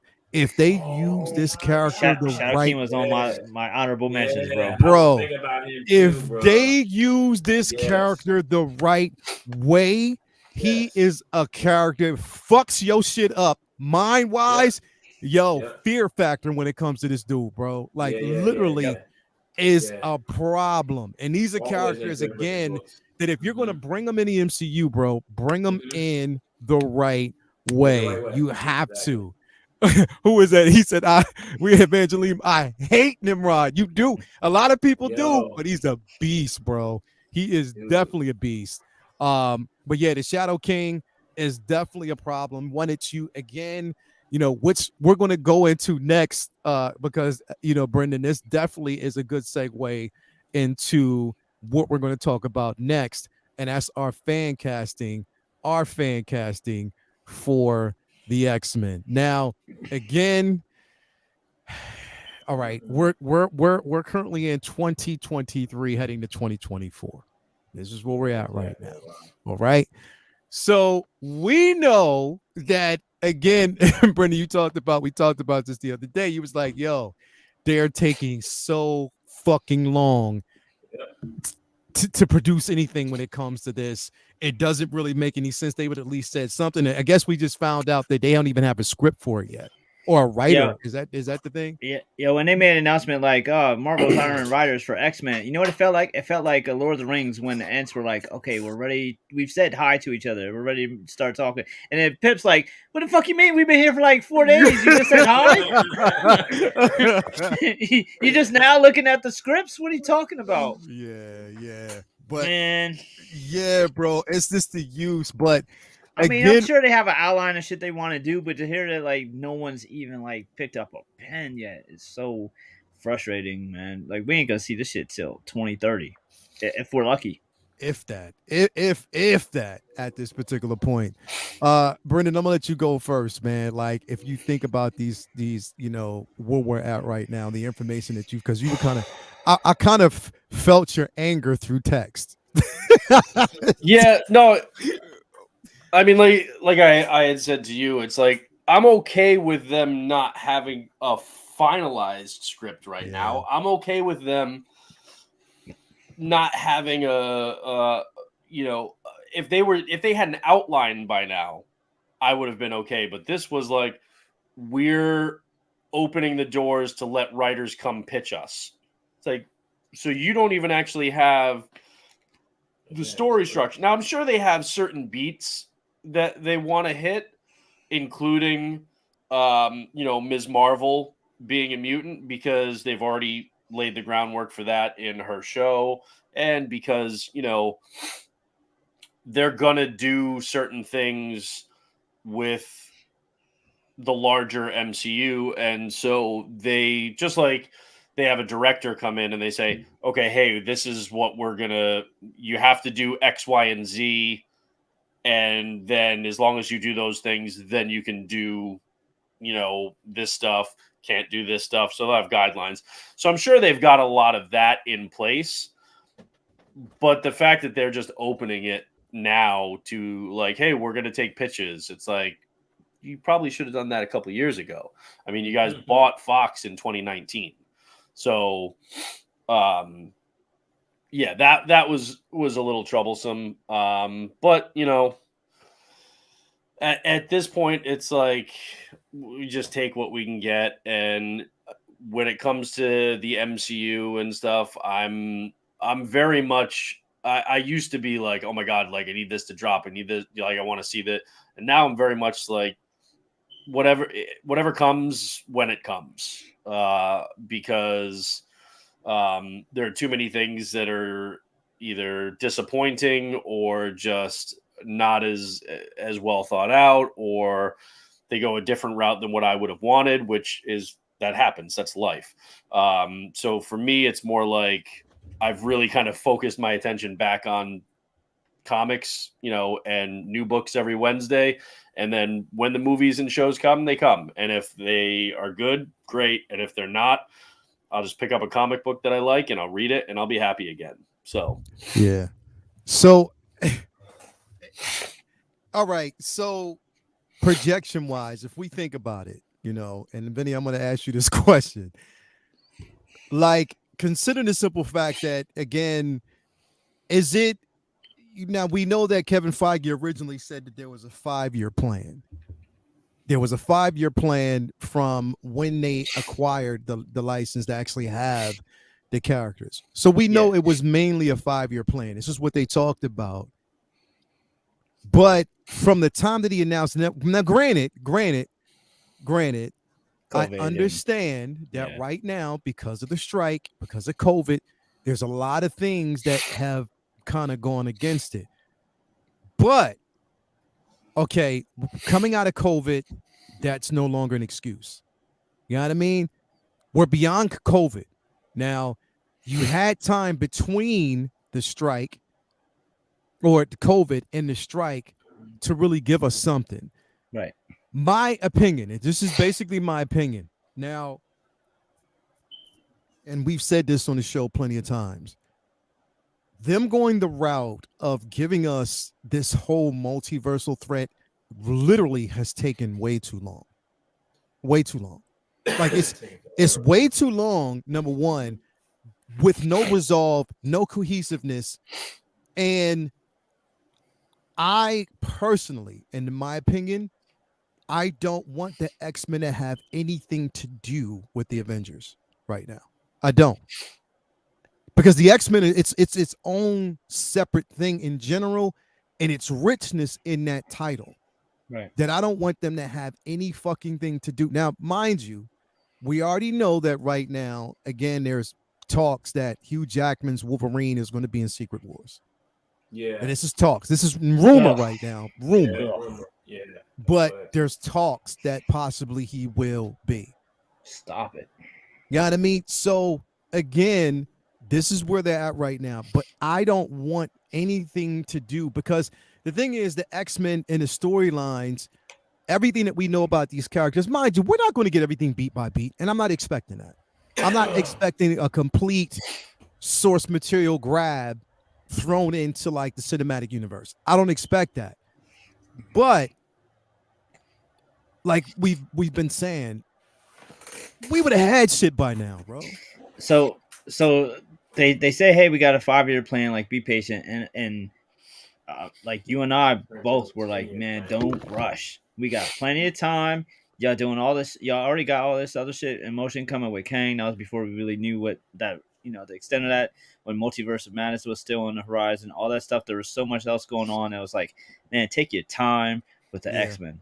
However, nothing about COVID should have really stopped anyone from at all spitballing, from brainstorming, from writing, for Feige for coming up with, what they want to see. Now, maybe it stopped like an official script from getting rolling because it's going to be so far out. But their body language, so to speak, makes it seem like they're now getting around to starting to think about it, as opposed to getting around to starting to work on it.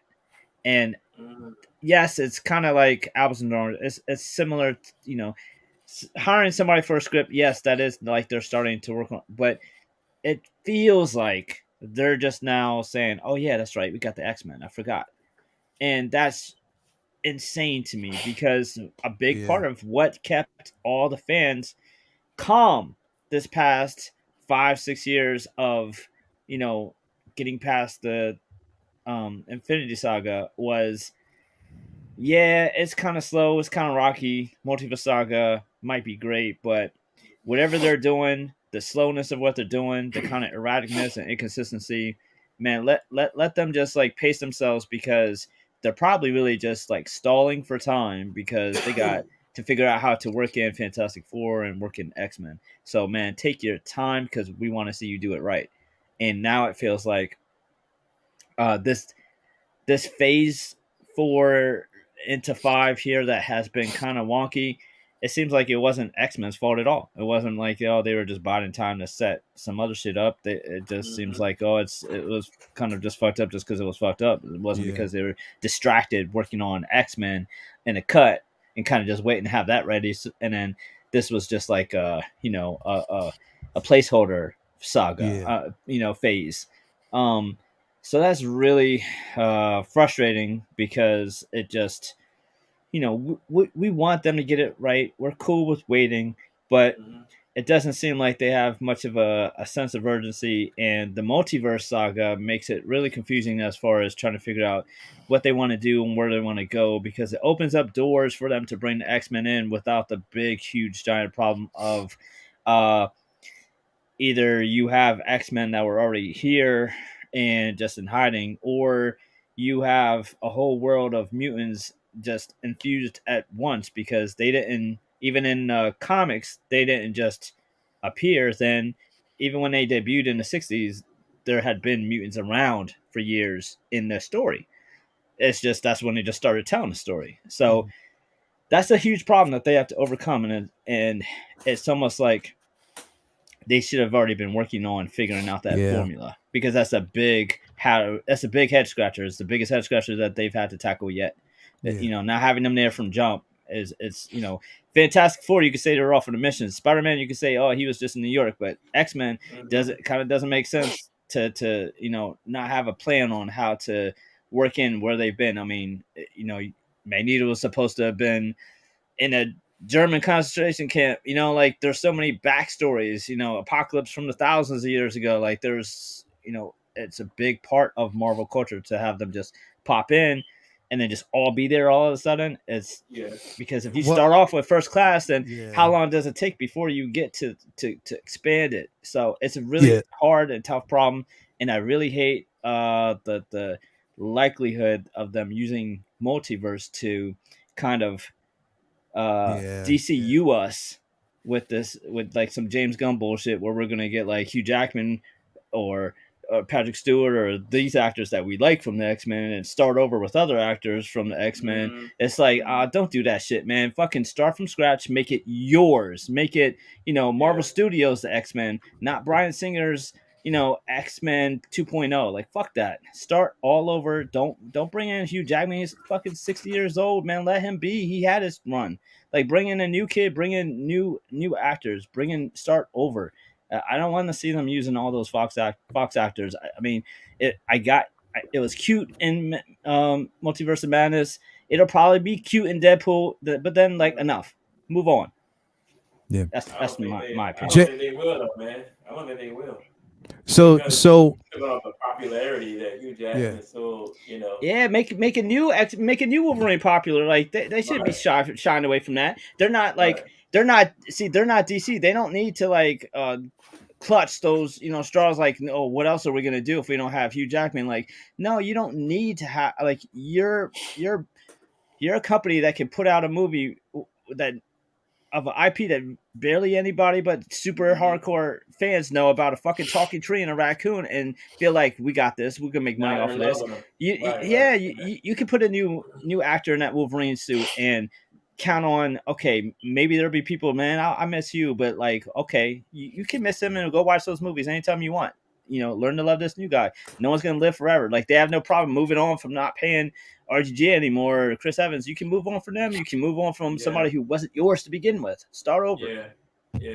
Like, you don't have any problem. You don't have any problem moving on to a whole new ass Captain America, whole new ass Iron Man, but you're gonna like struggle to keep some fucking old Wolverine that wasn't even yours.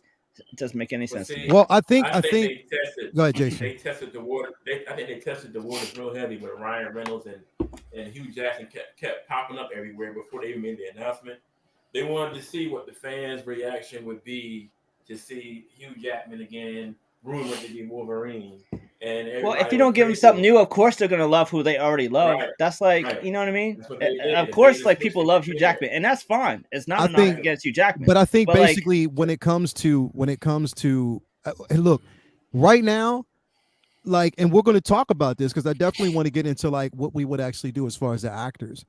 But my sentiment on this is before we even actually get into the actual actors, I want a solid fucking script, plain and simple. And I'm with you. I Don't even like want. say, I oh, don't wouldn't want it be it. cool to see Wolverine and Spider-Man telling jokes? Like you don't have to have them mixing it up with the MCU as it stands already. Like introduce them, let them have their fucking shit established, and then start, having Yeah, I them agree work, with that. That would be with the cool. other Yeah. MCU characters. Like Yeah. there's I don't so even much want to to tell. see. You I need to don't be doing it through want to movies. see a You need Wolverine right off the back. I don't. you need to Honestly, see. I don't. I don't. I've always said this, and I'm gonna stick by it. I want to see the fucking now. Here's it, and I say this loosely because I know it's not about what I want because it's going to be the writer and the director's vision. But I think that if I was asked, what I would want is the first class. First Start class, with that right? first. Give me the original first. I The would want to original see first them class, first. The not the original first bullshit we class. had. That's basically what I Yeah. want because I think it's room Yeah. for that. But But they ain't gonna again, do it, and you know why? And you know damn because well it's why. off based off of popularity, and what they Nope. think is That's not even popularity is why. the Wolverine, bro. That's not even why. Well, what do you think it is? They ain't gonna start a new franchise with 5 white people. Ain't no fucking way. No, Ain't no fucking way. it'll be all races. Well- Nope, they ain't gonna do it. They ain't gonna do it. I mean, so they're doing the same thing right now with the Fantastic Four. Are they? Because basically, if we want to go off of what they should be, it's not a solid Jewish team. You know what I mean? So again, like, they're mixing it up. They're going to do it the way they think. They may or may not, but going the route of basing your characters off of one individual or one individual character, I think Fox did it. Don't follow that same trope. Real quick though, Brendan. So if we started with fan casting, if we started with characters who are all right, before we go into that, so again, I've been saying this, and I gotta get this out because I'll forget. What is his damn name? What is his name? Let me see. I'm gonna bring it up here real quick. I've been saying I wanted to see this guy as Scott, and I think that basically he would be a phenomenal Scott Summers. Are we gonna go one by one per with character? Because I don't have I'm not super prepared because I don't know who all we're going through that.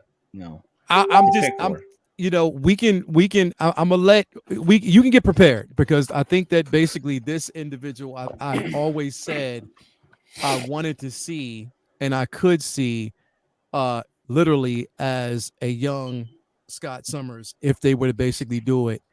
He's tall, he's lanky. Well, he's tall just like the character, and I think he embodies the look of this particular character. And what is his name? I think his name is Jacob Elordi. This dude right here, bro. I think he would be my perfect man from Euphoria. He would be Yeah. the perfect Scott Summers, bro. Yeah. If they would do Co-sign. it right, he would definitely be the perfect Scott Summers to me. Co-sign, because he looks like he could be a Boy Scout and an asshole at the same damn time. And he's proved it. If you saw Euphoria, you know he could be, bro. Definitely. But I believe that this character, like, he could be definitely the perfect Scott. But go ahead, Brendan. What were you when you were thinking about fan casting? What were you looking at? So to be honest, I wasn't even thinking about fan casting in terms of actors because I don't know. I don't know. One, you don't know the characters that we're going to get, so it's hard to do the fan casting if we don't even know which characters we're going to get. But also, I would like, obviously, you mean dream roster? They're gonna have some big names. I would like a couple unknowns in there, like Hugh Jackman was, who then you don't have any preconceived notions about who they are or who they can play, and we get surprised, and you create some stars. In the way that, Cavill's star rose when he took on the Superman, character. So stuff like that. So for me, it's less about the actors because I would actually like to have some unknowns. And it's about the characters? It's more about which characters. The dream roster. roster. Okay, got you. And okay, so got you. For me, obviously I would love to have First Class, right? I don't think we're going to get First Class because I think there are other characters that they're going to want to tap into for popularity's sake, like Wolverine, right? And so I think they're also going to be they're not going to be thinking about this in a bubble. They're going to be thinking about what characters are going to work well in interactions with other corners of the MCU. So I don't think we're going to get the First Class as we know it. So what I'm looking for more is I'm thinking of characters that I want from the start because I think they need time to evolve and tell their story over multiple films and multiple shows, whatever. And so I don't want them to rush something. I don't want it to be like when Fox tried to cram the Phoenix Saga into a single movie, right? Twice they did that. You know, I don't want them to try and just cram you know, like Days of Future Past into one movie. I want characters to be able to grow. So for me, obviously, I want Scott and Jean because I think you have to have those. To me, those are just two of the most important X-Men for me. I want Warren Worthington. I want Angel because I would like if they get a young enough actor and they lock him in for long enough in the MCU. Over time, I would like to see them, instead of just jumping to it like they did in Age of Apocalypse, I would like to see him become Archangel. And I would like to see that progression over years in the MCU and have it make sense. So for me, I want to see Angel in this first one. There are a lot of other characters that I really love and would want on here, but for me, after those three, Storm is a big one because I think that and it has nothing to do. I've loved the character for decades. It has nothing to do with forced diversity or anything like that. But I think she could be a great person to interact with the Wakandan corner of the MCU right now, and kind of however that develops moving forward, because she has strong ties to that in the comics. And I think that would be a really good person to have in there for that. Plus, the other benefit, too, is that having her in there and establishing her as a strong character early on allows them the latitude to, if they want to have the team split into X-Men Blue and X-Men Gold teams, she's already established as deserving of that leadership role on one of those teams, right alongside with Cyclops. So that way we've established her early enough to let that character grow in a way that they didn't do with Halle Berry's iteration of that character. So those are four for me. And the fifth one for me would be Nightcrawler, because I've just always loved that character. I really like what they're doing with the Uncanny Spider-Man with him right now. And he's a character that I think they did a pretty good job in the second X-Men movie, kind of introducing him, but then they didn't go anywhere with it after that. It's like you didn't see him anymore after that. I mean, that sequence at the beginning of that movie in the White House was great, right? And I liked how like Jean and Storm like tracked him down in that church and like, but then it was just like they just scratched the surface and we just kind of figured, all right, well, we're gonna get more of that in the third movie, and then they did nothing with it.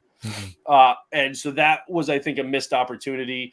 I think his character, because of his faith and his religious outlooks, and then being hated by the outer world for being a mutant, and him not being able to look like a human being when the other characters can, but he can only look like, like the elf, like I like that aspect of it. And so as much as I would like to see people like Bobby Drake and Hank McCoy in there, I feel like Nightcrawler has never gotten his due on screen, and we saw the potential, and I want to see that realized. And I think over time it could be. So those are my core. Now, do I think that's going to be the team? No, I don't. But that's just my wish list based on what I would like them to do over time. You think they're going to go with unknown characters? Like unknowns or something? I don't think they're going to go with too maybe one obscure. Now, here's the thing. I mentioned this to Lael. there's going to be a core team, but there's going to be other characters in the periphery that and stuff, or that are in the that they pluck, that will then get bigger roles in the next movie or the movie after. So and that's why stuff like one of mine, especially with the way that they're brilliantly using her in Fall of X right now, is Shadowcat, and that's what I want to see. I want to see the Shadowcat version of Kitty, Hate Pride, whatever you want to call it. I want to see the Shadowcat version, but before you do that, if you're going to do it the right way, we got to get Logan in there, and I want because I want her to develop as Shadowcat the right way. But like you, Lael, while I don't want them to jump right into Logan, I absolutely think that he's going to be an early character. Oh, it's a no-brainer. It's a no-brainer that they're going to do it. There's no escaping it at this point, bro. Right. But I don't want him and the Shadowcat iteration to be introduced at the same time, or at least want them to kind of start on their journeys of development separately and then have them naturally come together. In similar ways where, Psylocke, and which, to be perfectly honest, one of not that I'm casting actors and stuff, but I would actually love it, except she's already now played 2 roles in the MCU, so I don't think they'd have her play a third. But I think Gemma Chan would actually be really good as Psylocke. As a Psylocke, yeah. She would have definitely been okay. But like I said, I don't think that's going to happen now. Olivia Munn, bro, they just need to bring her.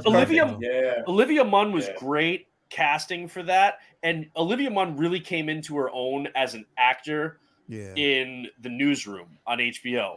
That's where she really found her footing. She was a better actor in that than she was at the time she filmed that X-Men movie, but she was just coming off like G4, her rise to fame, and then really getting into acting, and she still hadn't gotten her feet under. In the same way, you watch The Rock act today, and then you go back and watch like The Rundown and Scorpion King and stuff, and you're that's not the same. Like he's evolved. She did too, but the look she had and the presence she had was perfect for that role. She did Newsroom. They just didn't do anything with her. She did Newsroom before Apocalypse, but I know what you mean. Yeah, they just didn't do anything with her. What's that about earlier? Who would kill it as Psylocke would be the girl from Collateral. I mean, from Collateral. From the Continental. Freddie's wife. Frankie's. The Vietnamese yen. Yeah. Well, could you imagine her as Psylocke, bro?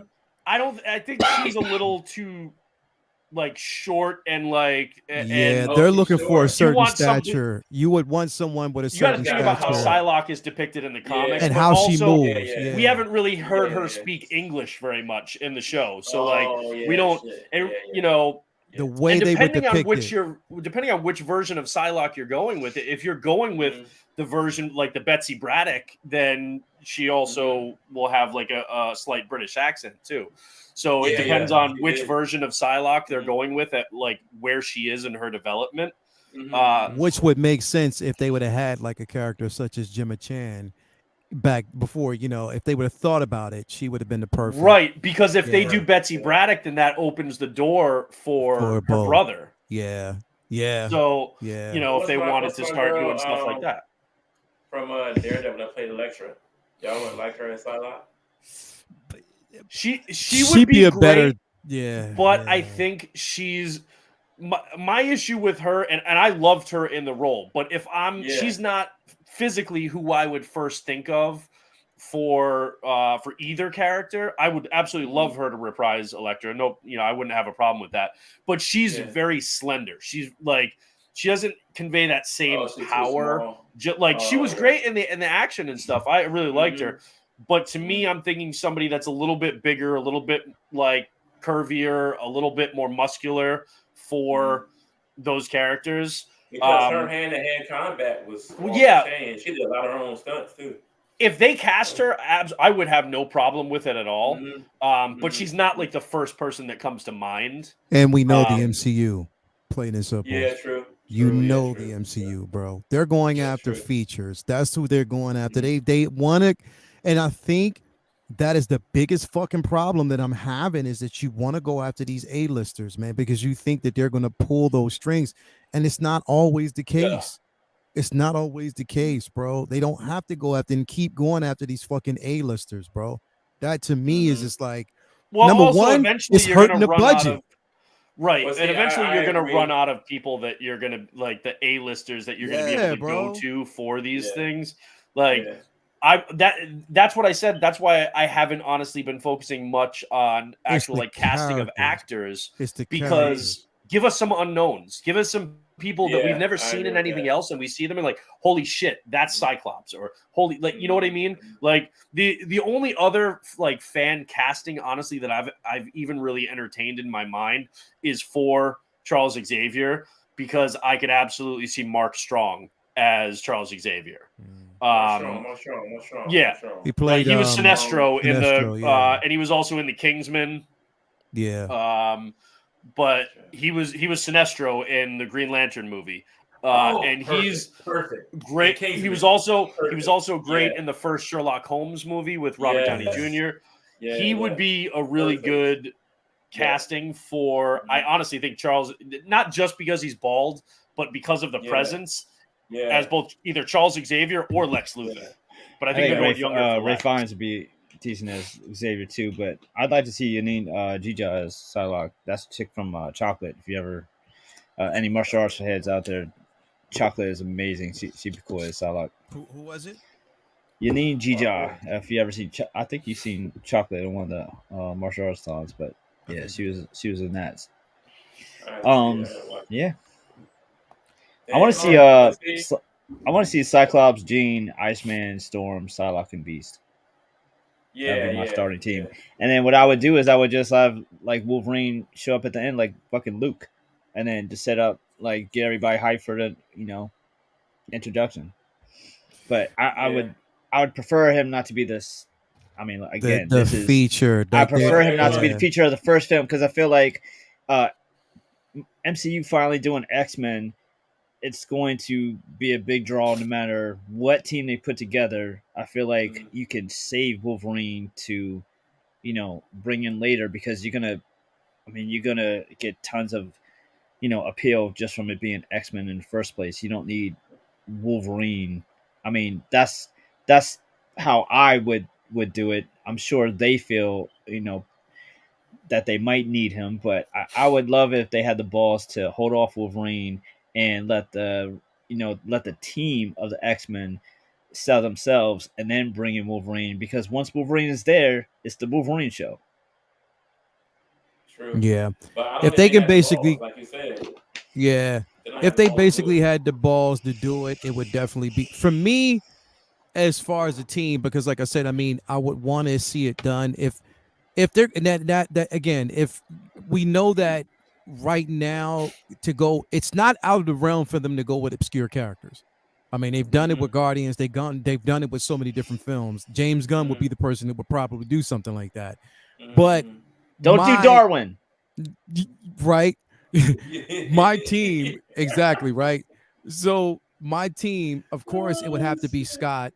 Scott and Jean done right. But if they just decided not to do Jean, they can do it Emma Frost if they wanted to. I would want to see a Rogue. I would want to see a Shadow Cat.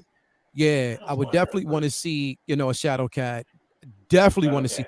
But I even want to see a Banshee, bro. A Sean. Yeah. I want to see them do a Banshee the right way. You know what I mean? Don't give us half-ass. Give us a Banshee the right way, because I definitely think it could be done. You know what I mean? And of course, Storm. You can't have a team without Storm. But honestly, bro, if you're going to do a Colossus, and this basically may be the same level. Yeah. This might rub people the wrong way, and it's just my opinion. One of the things I did not like about Deadpool was their depiction of Colossus, the way it was done. The arms, the CGI, the straight CGI, which granted, they got away with it for that film. I just think that the proportion, it was out of proportion for me. I want to see the right version of this character also in human form. You know what I mean? But if they decide just to go with him in his metallic, whatever form, then it is what it is. But I just want to see it done right. And this is why, like I said, the script is the most important piece of the puzzle of bringing whichever characters they want to bring in as long as it's done right. You know what I mean? Mhm. Don't do what you did with fucking Days of Future Past, especially what you did to somebody like, fucking Bishop. I hated that. I Oh hated my what they god, my did to man that got like character 5 in that seconds, bro. film. I would put Bishop on my team if it wasn't for like his story has to be set up instead of him just Yeah. thrown in there like the Days of Yeah, Future him Past set up. movie. Yeah. Because Yeah. Bishop is one of, if not my favorite X-Men, and I can't just have him thrown away like he was last time, where he didn't even get the fucking line of dialogue. Fucking joke. Yeah. Method Yeah. Man You know what That's played I him you know so what I bad, thought? dude. I kind of kicked around, and I don't see them ever doing it. But Mhm. I actually wouldn't. I wouldn't be opposed to. I was thinking, what if they had Cable at the Oh, man. beginning? which In the version first though? one? Which In the version? first one? I'm one of talking them about. Wolverine. I'm talking about Cable in the first X-Men MCU movie, but Scott and Jean don't know who he is yet. Now, And then have that man. play out over the course of multiple films. I'm not But saying does he this. show up This in- is does he never show going to up in the happen. middle of the movie? I'm not saying this is going to happen. It'll never happen. I just started thinking outside of the box and things that wouldn't just be the paint by numbers. Like, oh yeah, this is what they're going to do. And I would think and introducing really cool characters.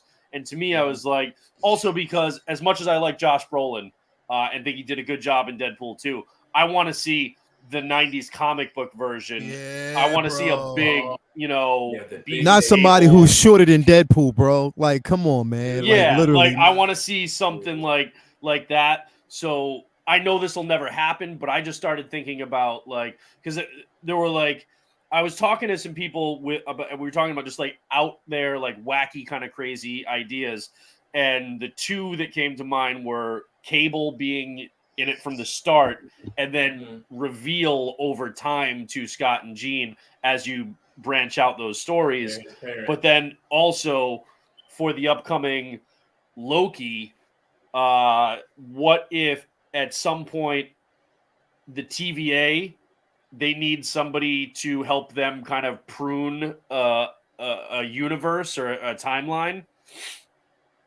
and in comes maybe at the very end of the show Deadpool, and that sets up him going and trying to kill all Marvel the Fox universe characters in Deadpool say 3. that Deadpool is or that the TVA is going to make an appearance in Deadpool? No, it's been heavily rumored that would happen.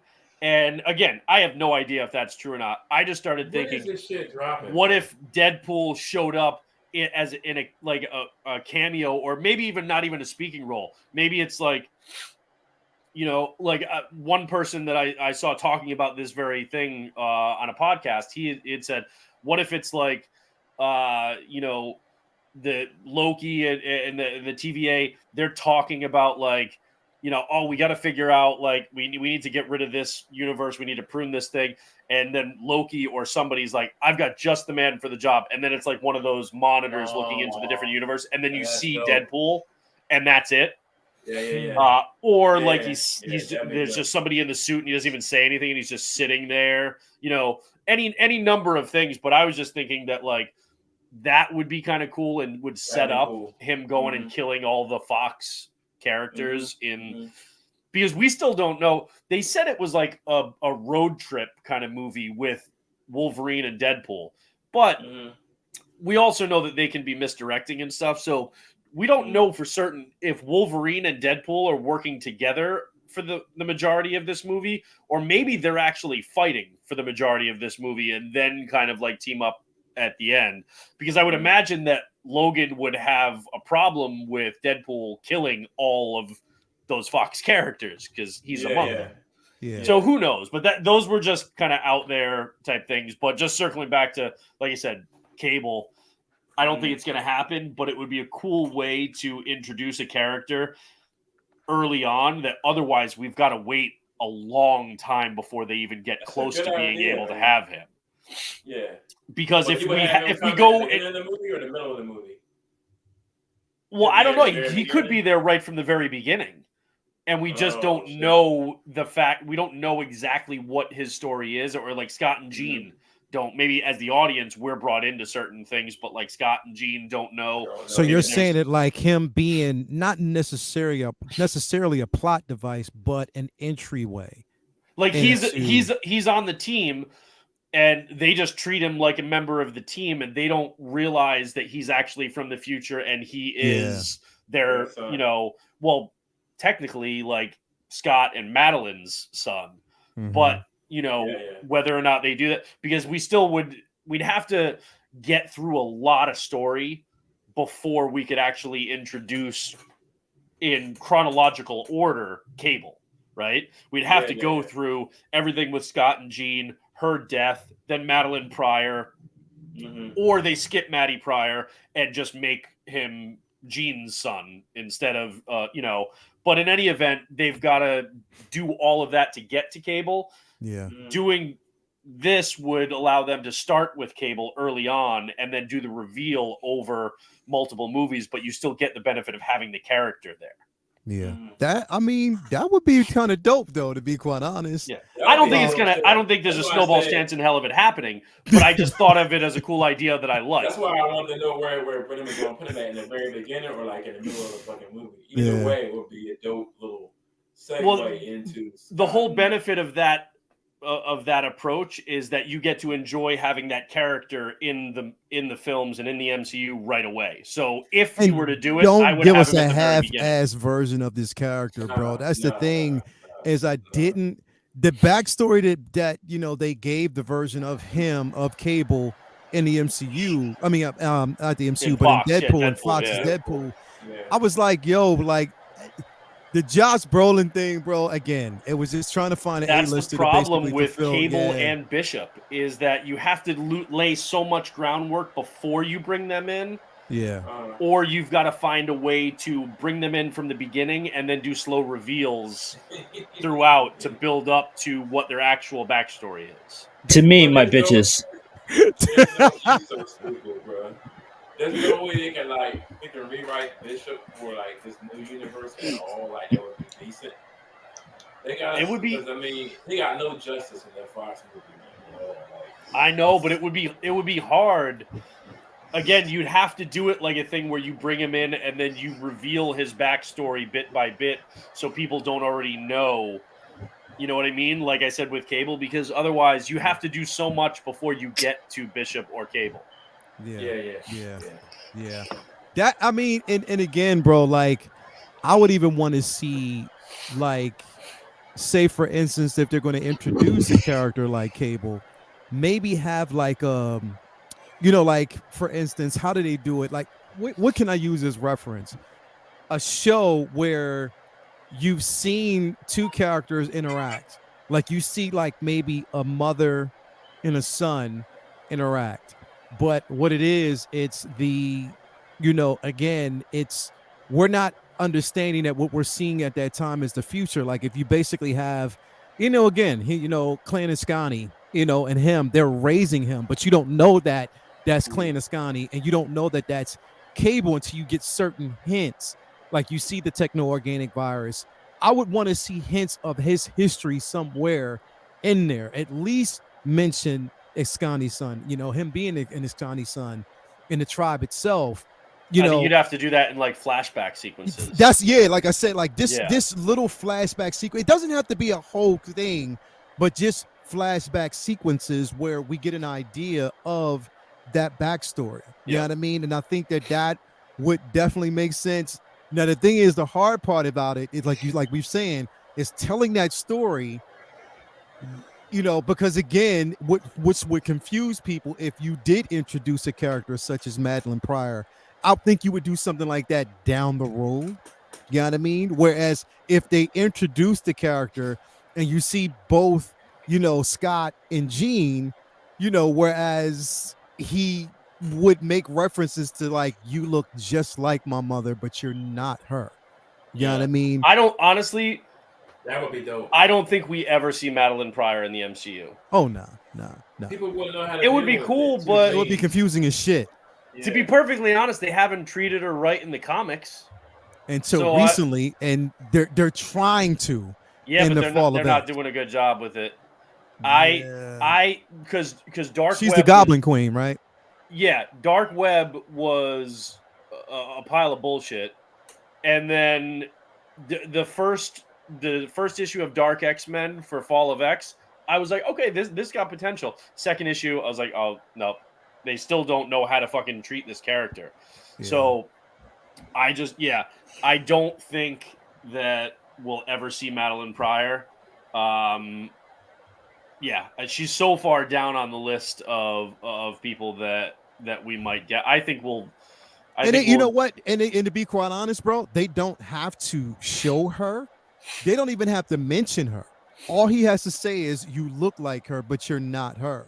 You know what I mean? And just leave it at that. Whereas you have the audience wondering what the hell he's talking about. They'd have to do it in a way that then would explain it to people who don't know the backstory, though, and that's the difficulty with that. Yeah. I think her history just gets so and honestly, that's why I think characters like Cable and Bishop, if we see them, it's a complicated thing. They're gonna dumb down and simplify their stories just like they did in Fox, because you can't bring them in like. You don't fully understand Cable and his story unless you go through the Phoenix saga and unless you have him come back and you see the way his life unfolds. There's just so much there that you can't do, I think, or you can do, but I just don't think they're going to do it over a really long period of time in movies. That's the only reason why I thought of bringing them in and then slowly revealing stuff later. But you'd still have to change stuff. Because even if you've got Cable in there at the beginning, if you're going to go with his actual comic origins, then you have to set up Madeline Pryor at some point. Yeah. But I don't see them doing that. Yeah, you would definitely have to set her up, which again, the link to that is also, Mr. Sinister, and you have to go that. And again, the problem is, it's like, that's when we're getting to the more, and I call them obscure characters because not too many people know. People only know about Cable through Deadpool. But considering the simple fact that even in the Deadpool film coming up, they're not bringing Cable back. You know what I mean? I would like to see Black Tom Cassidy on screen. They killed him off, remember? They killed him off in Deadpool. If they bring him back in this film, in the X-Men series, that would be something totally different. But then I would love to see him on big screen. Yeah. Vinny, did you mention the team that you said you already mentioned the team that you wanted to see, right? Yeah, Gene, Scott, Iceman, Psylocke, and Beast, and then just have Wolverine as like teased at the end, so that way you can even bill him if you want. Furry Beast or humanoid Beast? Furry Beast. Skip right to it. Skip right to it. Yeah. It's that I don't want to see like. I don't want to see him. I know you don't want to see him grabbing on poles with his feet and shit. No. No, I definitely don't want that shit. Not no grown pause. Ass man, no 20-year-old super pause. Grabbing poles with his Nah, that ain't the type of beast mode anybody trying to see. That's huge pause.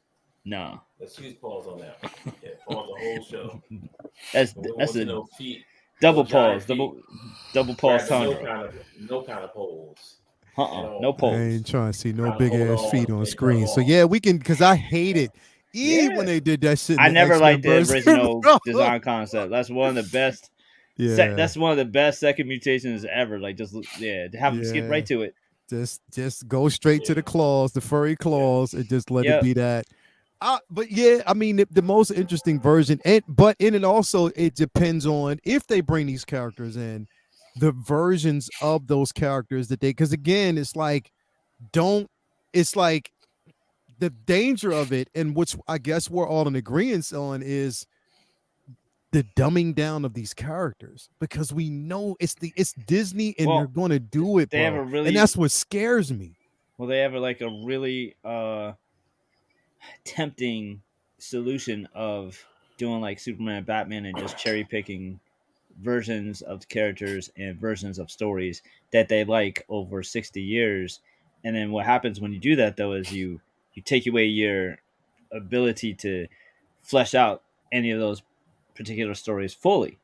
Like when you, if you want to take from this story, take from that story, and that's what the X-Men movies did to a point. But it's like it's really tough. I mean, it's a really, like I said, it's a very unenviable problem, and that's why it's so surprising that it seems like they haven't already been working on it. Also, I would love to not know that they haven't been working on it. Why are we hearing that they're looking for writers? We shouldn't know that. That's crazy.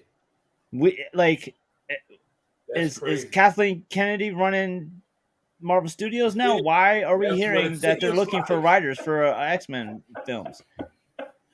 Acting like all Disney is controlling all that shit now, so it's awful. Shit. Oh god. Yeah. I don't want to know that y'all scrambling and don't have it together. I want to Yeah. like I don't want to know how what goes on in the kitchen. I just want my plate set in front of me. Like I don't always need to know how everything, we don't every step. need to know too much. I don't always need to know every step. I mean, once you have news, cool, but I don't want to hear that you're working on news for us. Yeah. Well, I mean, again, bro, like I said, I mean, I guess when it comes to this, we just got to wait and see. It's a wait and see type of situation when it comes to what we'll get on screen, what we'll get from them. But again, like I said, I mean, K Carr has an interesting statement about X-Men 97. Do you think they'll look at that as like a kind of to gauge fan interest on what they want to see? Because I mean, it's really hard to gauge from the Fox films anyways. I mean, the first one was over almost 25 years ago. So you can't just, I mean, even if all those movies were good, most of them are old by now. And like most, they like making stuff accessible to young viewers too. And the most recent one was over 5 years ago. So you got it. Real quick, didn't Feige said that the 97 is an entryway? It is. The 97 is what we're going to possibly not see, but I think I remember Feige saying something like that, if I'm right. What? I'm not. I don't know. I think he said it's canon in the same way that What If is canon, in that the animated stuff still is part of the larger multiverse, like even we saw in Doctor Strange. So it's still, but honestly, I think Kevin Feige is going to go with the characters that he likes. That's pretty much what he's done throughout. The only reason we got a Moon Knight show was because he likes Moon Knight. He likes Moon Knight, not because people were screaming for a Moon Knight show. I mean, I was, but like, so you think this core team will be characters that he likes for this new X-Men movie? I think so. Well, yeah, I mean, he's going definitely different than what he wants. Yeah. Would any of us do anything different? Like, if you're in Kevin Feige's position and you get to decide what movies and what shows are made, and you get to pick your favorite characters, we already know characters that we would want and that we would put in there. And yes, some of them are because of we know like the decades of stories and like, okay, we want to go with this, or we're a purist, and so you want to go with the original X-Men First Class. But when you have the latitude that he does, when you have that freedom, it's like, yeah, you're gonna pick your favorite characters, just like you're gonna try and pick certain actors and stuff like that. So I don't think maybe there'll be some input from like X-Men 97, but I don't think it's like, I don't know. I don't think that's going to dictate which ones are in live action, at least right at the beginning. I think at the beginning, they're going to have their core kind of characters. I bet right now they have a list of like, when they're getting the writers to come in and give their pitches, I bet they have a list of like, hey, these 4 or 5 or however many characters have to be in it in some shape or form. Because we want to do things with those characters, whether they have actors in mind, whether they have long-term plots in mind or something like that. I bet anybody who comes in, they're going to be like, hey, just so you know, your pitch has to use these 4 characters. You know what I mean? Because they have plans for those outside of what has, what may still be written. So, and then something. So do you think that they already have like these characters in mind, and once they present it that they're presenting to writers, Here's the characters we want to play around with. This is what you do. I think they probably have a small number of characters that they're like, these have to be involved in your like obviously Professor X. I think Cyclops and Jean are, and maybe Wolverine might even be one because they, from marketing, they're like, we want, one of the most popular characters. Have it, bro. But they're gonna do, whether it's Wolverine or not. I bet you they sent out the call to writers to, hey, come in and pitch for us. But whatever pitch you have, make sure you have at least these 3 characters, or we're not going to entertain it because we have to use those characters. Then the writers come in and then they see what they've done around that. So maybe they have those 3 characters and they've got 5 others in it, and they're like, okay, that works. Yeah. So, there's no way they're letting writers just come in there and pick their own fucking dream team. Yeah. They're not just going to come in and say, like, okay, this is it. It's like Kevin Feige's going to be like, come in, you have to use Xavier, you have to use Scott, you have to use Jean, you have to use Logan. I'm just throwing those names out there. There could be others. But I bet you he's got a list. Because he also probably thinks, like, you know what? I have this really cool idea that I want somebody to incorporate in the second movie with Nightcrawler. So he's got to be at least teased in the first movie. Something like that. I don't know who those characters definitely are. Because Kevin Feige might have like some obscure one, like we were talking, like maybe he's a massive Shadowcat fan. I don't know. Yeah. But if he is a massive fan of a particular character, he's probably going to say, hey, your pitch is going to go a lot further if you include this character that I really love. So let me ask y'all a question, and then we're going to close out on this one because I know this is going to be a heavy one. So all of us are in agreement that we would want to see Storm, right? Yeah, absolutely. Yeah. I want to see her connect to Wakanda at some So wait. Don't go ahead of yourself because I'm going to get to that point. This is the point I'm getting to. Okay. Do we see a T'Challa Come on, I'm thinking recast? I'm thinking of. Or do we see them take the version that we see his kid and age him up? Do we see that? Do you think that they're going to show a connection? They got to show. What if they have like a 16, 17-year-old Aurora and T'Challa's like, "Are you an angel?" And then they just no. This is Star Wars. They just What is this? What is this? Phantom Menace? What's going on here? Do you think? But I bet there'll either be a time jump of some sort or something coming out of Secret Wars. So you think it's a time jump, like either a time jump or something coming out of like Secret Wars, or a different reality, alters the reality of the MCU in some way, where they're now approximately the same age. Because I mean we've got interdimensional, multiversal travel. We've got time travel. It could be a thing where, T'Challa leaves this, timeline, this universe, and comes back aged up like 15 years. 15 years or something like that. I mean, they can do anything they want. So, at some point that I think that could happen. I asked that question.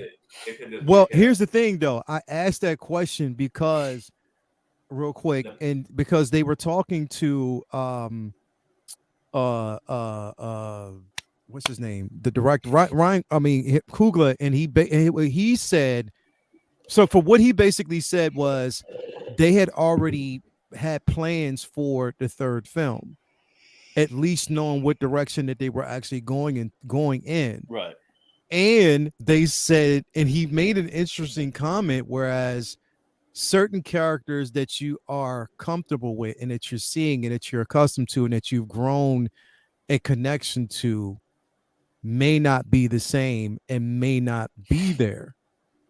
So they could completely rewrite, and I'm wondering if they're using this multiversal thing to do it, like to kind of rewrite. They could start with it. They could start with the super young version of Storm, like still becoming. Like before she met Xavier, and she was on the streets and as a thief. They could maybe they kind of adjust her backstory or something. She's on the streets of, she's like a teenager on the streets of Wakanda. Bro, at this point, I hope by the so, time bro. X-Men I comes hope so. out, that kid who played young T'Challa will Probably like be 20. 18 anyways. Yeah. you Yeah. think so? Like 20 years Bro, old. he's But 8 listen, now. but He's bro, 8 He's years 8. old. Listen, He's but he 8. had By the time perfect- an X-Men movie actually comes out, probably will be almost 10 years from now. I'm not even Dude, I'm not the even kidding. It perfect probably will cat, be. the Yeah. perfect cat that could have stepped in for that role to recast it and skip all the multiversal shit could have been the boy that's playing Black Manta.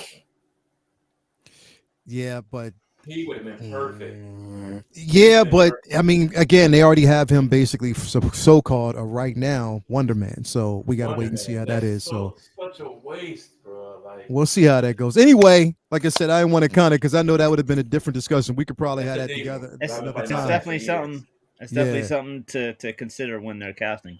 Yeah, definitely. But anyway, again, a lot we wanted to get into, man. But it's again, we're at the end of the night. It's like almost 2 hours and 30 minutes, and so definitely we'll leave some of the stuff that we didn't talk about to the following week. But yeah, thank you guys for actually being here. Everybody out there, it was a great show. Vinny, what you got going on, man? What you got coming up? Or which you because I know you're working on Inktober right now. Yes, sir. I'll probably show some of those next week or whatever. We'll have much more in store by then because it's a daily challenge.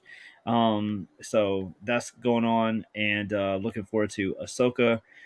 Tomorrow, the finale. Beyond Yeah. hype about that. Bittersweet finale because it's been Yeah. such a good time watching that show. It's been just absolutely awesome. And I love that it's on at nights too. And I seen today that Loki will be carrying on that tradition, so Loki will be prime time as well, but On what day? Thursday So nights. Thursday nights. Thursday Oh, nights. okay, That's good. sweet. So that'll sweet. debut October 5th, I believe. So, Yeah, but that's still at something. 9 o'clock Eastern time. So, Oh, it's going to be at 9 o'clock. 9 o'clock, Yeah, just 9. like Yeah, Ahsoka, Word. but Thursday instead of Tuesday.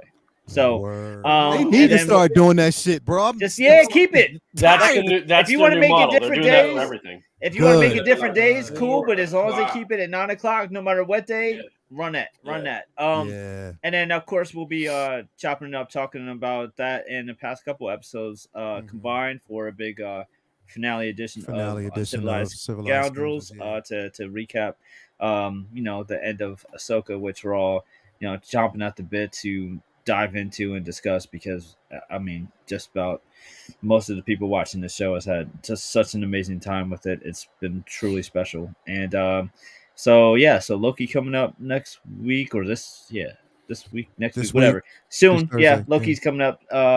So Loki, Ahsoka, and Scoundrels, and then back here to talk more comic books with friends next Monday.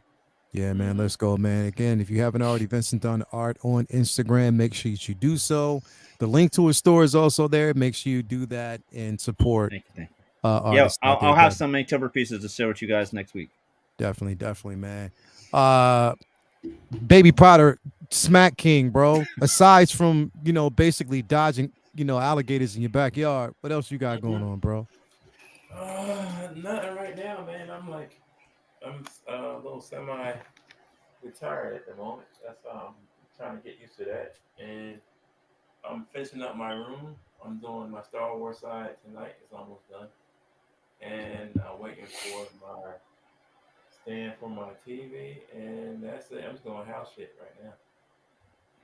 Cool. Yeah, definitely, man. Definitely. But it's looking good. The space is looking good. It's looking brighter. Yeah. So Oh, yeah, hopefully the yeah. computer and you know what's the dope part, bro? Not once did the computer shut the fuck off tonight, bro. That was amazing. That was simply amazing, bro. I'm proud of you. I'm so glad that shit didn't happen. Knock on wood. It doesn't happen next week. Anyway, man, thank you for being here as always, bro. Brendan, what you got going on? Butt naked? Just a couple Disney Plus shows this week, and then Assassin's Creed Mirage coming out on Thursday. So I'm gonna be rocking that. I have to write that down. And then and then New Comic Book Day on Wednesday. Some good books coming out this week that will wash the taste of fucking Ultimate Invasion out of my mouth. That's what I wanted to talk about too, bro. Fuck that. That was